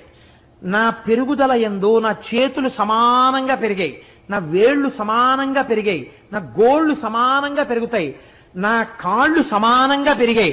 ఓ కాలు పెరిగి ఓ కాలు పెరగకపోతే చేతులు సమానంగా పెరుగుతాయి. ఎవరు పెంచుతున్నారు దీన్ని? శంకరాజ్ఞ ప్రకారము వాయువే సమాన వాయు రూపంలో ఉండి సమానంగా శరీరాన్ని పెంచుతోంది. ప్రాణ, అపాన, వ్యాన, ఉదాన, సమాన, నాగ. తినవలసిన పదార్థం కన్నా ఎక్కువ మీరు తినేస్తున్నారు అనుకోండి, జీర్ణం చేయడం కష్టం, లోపల గాలి తిరగదు. కాబట్టి అంత తినకు అని త్రేణుపు వస్తుంది లోపల నుంచి గాలి. త్రేణుపు రూపంలో చెప్తాడు ఇక తినవద్దు అని. దానికి నాగమని పేరు. కూర్మము అని ఒక వాయువు ఉంటుంది. ఈ కూర్మమన్న వాయువు శరీరంలో మిగిలిన వాయువుల్లా కొద్దిగా స్తబ్దంగా ఉండడానికి వీల్లేదు. ఈ వాయువు చాలా ఎలర్ట్ గా ఉంటుంది. ఎక్కడుంటుంది? కనురెప్పను ఆశ్రయించి ఉంటుంది. ఇది కంటి దగ్గరికి ఇలా పురుగు వచ్చిందనుకోండి టక్కన పడిపోవాలి కనురెప్ప. చెయ్యి కొంచెం దోమ కుడుతోందని ఇలా మెల్లిగా వస్తే ఇబ్బంది లేదు. స్పీడ్గా దోమను కొట్టారనుకోండి దోమ ఎగిరిపోతే మన తొడ మీద దెబ్బ తగులుతుంది. కనురెప్ప నేను మెల్లిగా వేసుకుంటాను గట్టిగా వేసుకోవాలంటే ఇబ్బంది. అందుకని కనురెప్ప పడుట యందు కూర్మవాయువు ఉంటుంది. లేదు, శరీరం అంతటా కాంతి రూపంలో కూర్మవాయువు ఉంటుంది. అందుకే కూర్మవాయువు ముందు వెళ్ళిపోతుంది. బంగారు చెట్లు కనపడుతున్నాయంటారు. మృత్యు వచ్చే ముందు ఆయనకి ప్రేతకళ వచ్చేసిందండి అంటారు. మెరుపులో వస్తుంది, వస్తే ప్రేతకళ అంటారు. అంటే కూర్మవాయువు వెళ్ళిపోయింది. కూర్మము కాంతి రూపంలో ఉంటుంది. కృకరము అని ఒకటి ఉంటుంది. తినవలసిన వేళకి తినకపోతే అబ్బాయి నువ్వు తిను తిను తిను అనే ఆకలి రూపంలో మంట పుట్టిస్తుంది ఒక వాయువు. దాన్ని కృకర వాయువు అంటారు. ధనంజయము ఒక వాయువు ఉంటుంది. ఇది శరీరము పడిపోయిన తరువాత ఒకవేళ అంత్యేష్టి సంస్కారం చేసేవాళ్ళు లేరనుకోండి, మనుష్యుల కంటే చేస్తారు. ఓ కుక్క చచ్చిపోయింది, ఏం చేస్తారు? తాడు గట్టి లాక్కెళ్ళి వీధిలో పారేస్తారు. ఇప్పుడు ఎవరు చెయ్యాలి దానికి అంత్యేష్టి సంస్కారం? ఒక వాయువు ఉంటుంది. వాయువు ధనంజయ వాయు రూపంలో లోపలే ఉండి ఇప్పుడు ఈ శరీరం ఉబ్బిపోయేటట్టు చేసేస్తుంది. 4 రోజులు పోయేటప్పటికి చూడండి, కుక్క పొట్ట ఇంత ఉబ్బిపోయి పిటిల్ని పేలిపోతుంది. పేలిపోయి అందులో ఉన్న పంచభూతములు పృథివిలోకి, జలము జలములోకి, ఆకాశం ఆకాశములోకి, వాయువు వాయువులోకి, అగ్ని అగ్నిలోకి వెళ్ళిపోతుంది. అంటే పంచభూతములలోకి కలిపేస్తుంది. కాబట్టి ధనంజయ వాయువు శరీరములను పంచభూతములతో కలుపుతుంది. దేవదత్తము చిట్ట చివరి వాయువు. ఒరే నీ ఇంద్రియాలు అలిసిపోయాయిరా, నీ మనస్సు అలిసిపోయింది, ఇంకా నువ్వు కొంతసేపు నిద్రపోతే తప్ప నీ ఇంద్రియములకు మనస్సునకు ఉపశాంతి లేదు. కాబట్టి నువ్వు పడుకో పడుకో అని ఆవలింత రూపంలో వస్తుంది వాయువు. ఆ ఆవలింతకే దేవదత్తమని పేరు. ఇప్పుడు ప్రభంజనుడై విరగొట్టగలిగినటువంటి వాయువు మీ శరీరము నిలబడడానికి 10 రకములైనటువంటి కర్మలను లోపలుండి నిర్వహిస్తున్నాడు. ఆయన ఇవి చెయ్యకపోతే మన బతుకే లేదు. అందుకే శాస్త్రం అంది నమస్తే వాయోత్వమేవ ప్రత్యక్షం బ్రహ్మాసి అంది. ఇది సనాతన ధర్మంలో గొప్పతనం. కాబట్టి ఇప్పుడు వాయువు ఏం చేశాడు? ఎవరి ఆజ్ఞ వలన అన్నిటిని విరగొట్టగలిగిన వాడు ఒక్కసారి ఇట్టింటి ఇటు వీస్తే కళ్ళకిందులు చెయ్యగలడో అటువంటి వాడు లోపలుండి వంగడానికి ఉపయోగపడి ఆకలేస్తోందని చెప్పి, దాహం వేస్తోందని చెప్పి, పడుకోమని చెప్పి ఇవి చెప్తున్నాడు. ఏం కర్మ? ఆయన మాట ఈయన విన్నాడు. 2 అగ్ని. అగ్ని అలా వెళ్ళిందనుకోండి అంతా బూడిదే. అటువంటి అగ్ని 3 పనులు చేస్తోంది శంకరుడి ఆదేశం ప్రకారం. ఏమిటా 3 పనులు? 1, యజ్ఞము జరుగుతున్నప్పుడు దేవతలకు హవిస్సు పట్టుకెళ్ళాలి. రేపు సుబ్రహ్మణ్యేశ్వర స్వామి వారికి హోమం చేస్తాం, హవిస్సు ఎవరు తీసుకెళ్ళాలి? అగ్నిహోత్రం తీసుకెళ్తుంది. 1, ఇంకోళ్ళకి అన్నం క్యారేజీలు పట్టుకెళ్ళి ఇస్తుండడం. ఎందుకు చేశాడు? శంకరస్య ఇవ శాసనాత్. అంతచేత తక్కువ వాడిని కాదు, మహానుభావుడు హయ్యవాహనుడు. శ్రియమిచ్చేత్, ఆయన వలన ఐశ్వర్యం వస్తుంది. కాబట్టి 1 యజ్ఞం, 2 పితృదేవతలకి ఆ పిండం పెట్టాలి. ఎలా పెడతారు? అగ్నిహోత్రం చేసి పిండం పెట్టాలి. కాబట్టి పితృదేవతలకి పిండం వెళ్లేటట్టుగా చెయ్యగలిగినటువంటి పని అగ్నిహోత్రుడు చేస్తున్నాడు. 3 చాలా ఇంకా అంతకన్నా ఉపకారం ఎవరు చెయ్యరండి ప్రపంచంలో. ప్రతి ఇంటిలో ఉన్న మొదటి వంటవాడు అగ్నిహోత్రుడే. అందుకే పూర్వం స్నానం చేస్తే తప్ప అగ్నిహోత్రాన్ని వెలిగించేవారు కాదు. ఎందుకో తెలుసా అండి? లోకాల్ని కాల్చెయ్యగలిగినటువంటి వాడు ఈశ్వర శాసనం ప్రకారం అంత వినయంతో నీ ఇంట వంటవాడిగా వెలుగుతున్నాడు. ఆయన వెలగకపోతే నీకు అన్నం లేదు, కూర లేదు, పచ్చడి లేదు. అంతటి మహానుభావుడు హవ్యవాహనుడు. ఆయనని నువ్వు కంటితో చూస్తున్నావు. నీ ఇంటి ఐశ్వర్యం ఆయనలోంచి వస్తోంది. ఇష్టం వచ్చినట్టు స్నానం చెయ్యకుండా, శౌచం లేకుండా అగ్నిహోత్రం మీద పచనం చేసేవారు కాదు పదార్థం. అందుకే పూర్వం ఇంట్లో ఉన్న వాళ్ళందరికీ సంస్కారం ఎందుకుండేదో తెలుసా అండి? అంత గొప్ప గొప్ప వాళ్ళుగా, అంత మంచి వాళ్ళుగా ఎందుకుండేవారో తెలుసా అండి? నాకు తెలుసు. అంటే నాకు తెలుసు అంటే మీకు తెలియదని కాదు. నా చిన్నతనంలో వంట చేస్తే పొయ్యిలో కర్రలు పెట్టి మొట్టమొదట నీతిని వేసి అగ్నిహోత్రం వెలిగించి వెంటనే నిలబడి మడిబట్ట కట్టుకుని దివిషద్గముని ముఖంబునను సంతృప్తింగాంచు నిన్నీషు గా స్తవముల్ శృతులు జగదాంతర్యామివని హవనీయము అని శ్లోకం చెప్పి నమస్కారం చేసి ఆ తర్వాత గిన్నె పెట్టేవారు. మళ్ళీ అన్నమంతా వండేసిన తర్వాత మహానైవేద్యానికి పంపించేసే ముందు కొంచెం అన్నం తీసి నీటిలో ముంచి అగ్నిహోత్రంలో వేసి తర్వాత కట్టెల్లాగేవాడు. ఆ అన్నం ఆ రోజుల్లో అలా వండిన అన్నం తిన్నాం కాబట్టి ఇంకా 4 శ్లోకాలు చెప్పగలుగుతున్నానేమో, లేకపోతే ఎక్కడి నుంచి వస్తుంది ఆ సంస్కారం? కాబట్టి సంస్కారం ఎక్కడి నుంచి వస్తుందంటే, మంచి బుద్ధి ఎక్కడి నుంచి వస్తుందంటే, ఈ దేశంలో ఇంతమంది మహనీయులు ఎందుకు పుట్టారంటే తల్లి వండిన అన్నంలో ఆ గౌరవం ఉంది. పోనీ అంత గౌరవం మా స్టవ్లో, ఆ గ్యాస్ స్టవ్లో నెయ్యి పొయ్యలేదు కదండి, పిడబోయి కనీసం స్నానం చేసిన బట్టతో, నేను క్షమించండి ఒక్క మాట చెప్తే ఏమనుకోకండి, మీరు సాధారణంగా ఇవాల్టి రోజుల్లో స్నానం గృహిణి ఎప్పుడు చేస్తుందంటే ఇంటి యజమాని పలహారం కూడా అయిపోయి వెళ్ళిపోయిన తర్వాత యజమానురాలు స్నానం చేస్తుంటారు.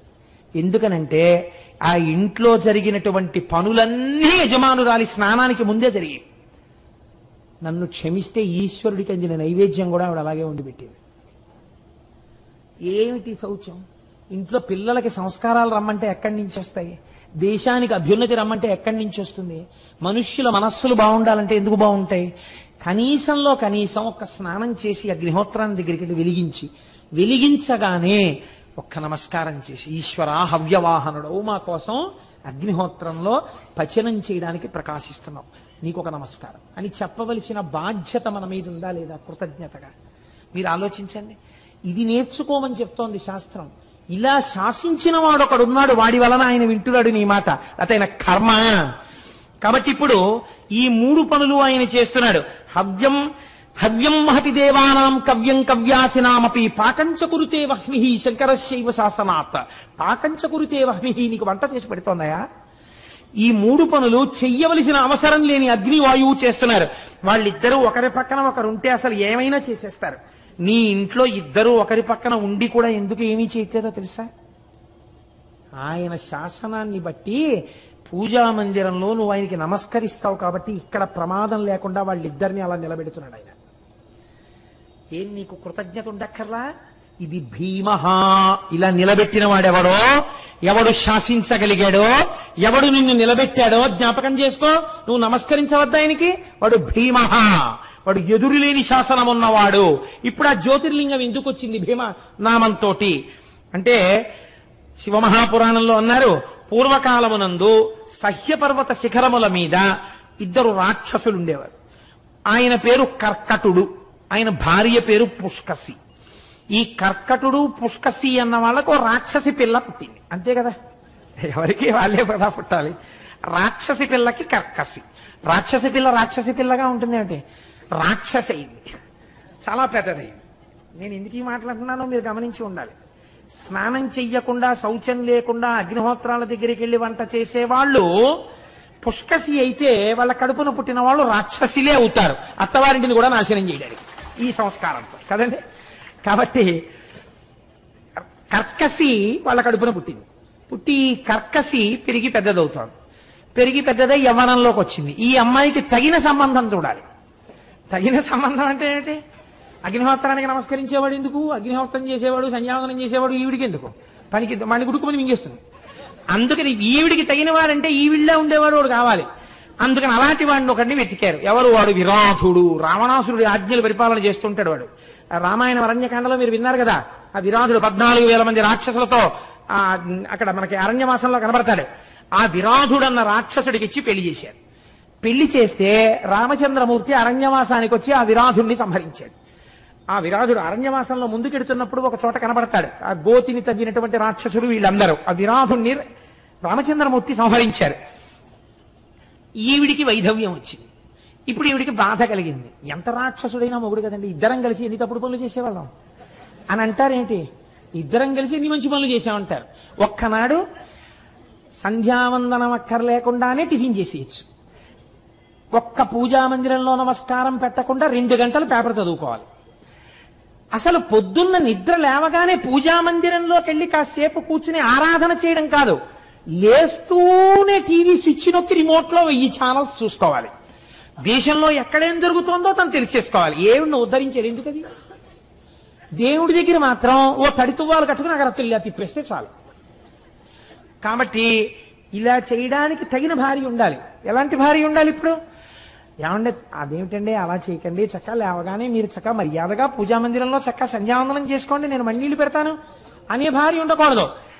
ఒకవేళ ఆయన పొరపాటున ఎప్పుడైనా ఏదైనా వినిసే రేపటి నుంచి అయితే పొద్దున్న లేదా నోర్మిండి వాడు అలాగే చెప్తాడు, గుండు తీసుకుని వాడికి ఏంటి పనే పాడా, వాడి మాటలు మీరు విని ఇలా పొద్దున్న 4ంటికి 5ంటికి లేవడాలు 6ంటికి లేవడాలు సంధ్యావందనాలు ఇలాంటివి వెర్రేం పెట్టుకోకండి.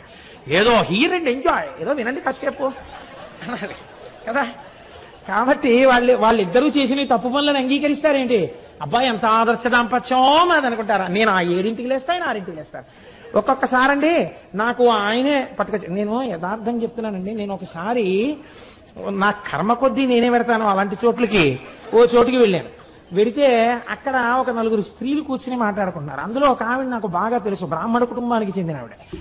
ఆవిడ మాంసాన్ని ఎన్ని రకాలుగా వండొచ్చో, ఆమ్లెట్ ఎంత బాగా వేయచ్చో, గుడ్డుని ఎలా పగల కొట్టచ్చో ఇవన్నీ చెప్తాను.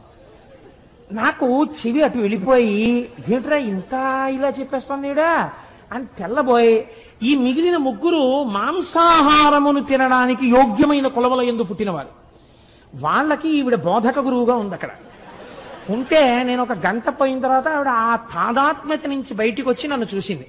చూసి అక్కడికి ఏదో చాలా వినయం కారిపోతున్నట్టు అనో నాలిక ఖర్చుకుని, నమస్కారం కోటేశ్వర, గంట నుంచి ఇక్కడే ఉన్నారేంటి? అమ్మా ఉన్నాను, కానీ మీరు ఒక్కసారి ఇలా రండి తల్లి అమ్మా. వచ్చింది.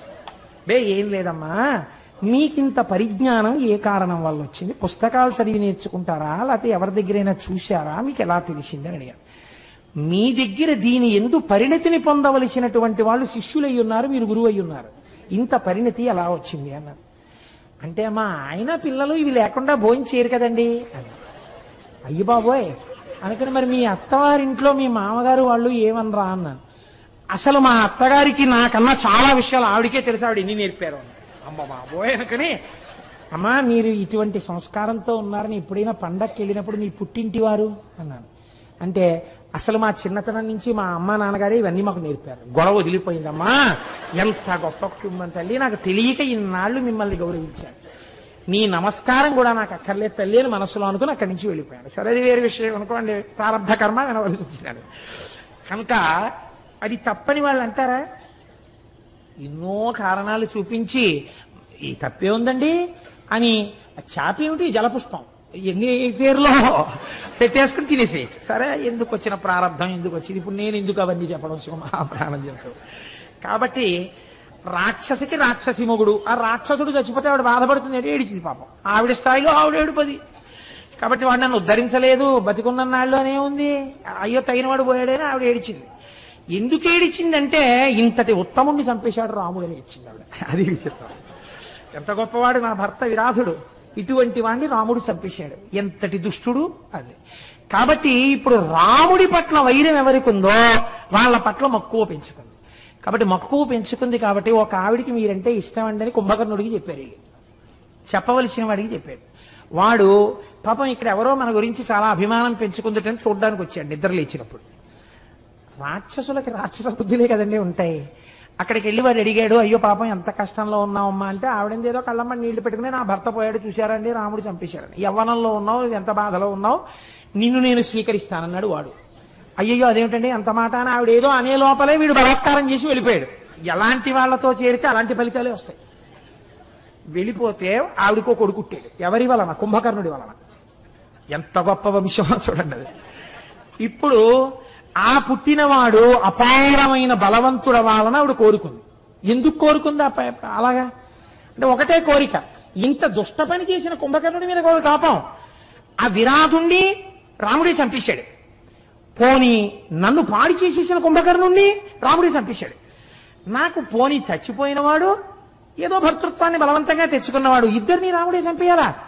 ఆ రాముడు ఎక్కడున్నారో ఆ రాముణ్ణి సంహరించగలిగిన కొడుకు కావాలి అని ఆ పిల్లాన్ని భీమహ భీమహ భీమహ అంటే గొప్ప బలం ఉన్నవాడు అని పిలవడం మొదలెట్టింది. వాడు పెరిగి పెద్దవాడయ్యాడు, వాడో పెద్ద రాక్షసుడు అయ్యాడు. ఎలా పిలిస్తే అలా కదా. వాడికి కొన్నాళ్ళు పోయిన తర్వాత అనుమానం వచ్చింది, అమ్మా ఎప్పుడు నువ్వే ఉంటావు నాన్నగారు ఏదని అడిగాడు. వాడు అడిగితే ఇదే నీకు చెప్పాలని ఎప్పటి నుంచో చూస్తున్నాను, ఇది రానా కథ అని ఆవిడ చెప్పింది. చెప్పి ఆవిడంది, నేను భీమా అని ఎందుకు పిలిచానో తెలుసా? ఈ రాముడు ఇప్పుడు అవతార పరిసమాప్తి చేసి శ్రీ మహావిష్ణువుగా ఉన్నాడు. విష్ణువు ఒకడు రాముడు ఒకడు కాదు, రాముడు ఎప్పుడూ ఉంటాడు. కాబట్టి నువ్వు విష్ణువుని సంహరించాలని. విష్ణువుని సంహరించడం అంటే అది ఏమైనా జరిగే మాట, అది పరమాత్మ ఆయన. కాబట్టి ఇప్పుడు ఈ భీముడు ఏం చేశాడంటే లోకాలన్నీ వెతికేశాడు, అందరి మీద యుద్ధానికి వెళ్ళిపోయాడు. అందరి మీద యుద్ధం చేసిన తర్వాత ఎక్కడున్నాడు శ్రీహరి, ఎక్కడున్నాడు శ్రీహరి ఎక్కడున్నాడు అన్నాడు. ఎక్కడున్నాడు శ్రీహరి? వాడిలోనే ఉన్నాడు, సర్వవ్యాపకుడు.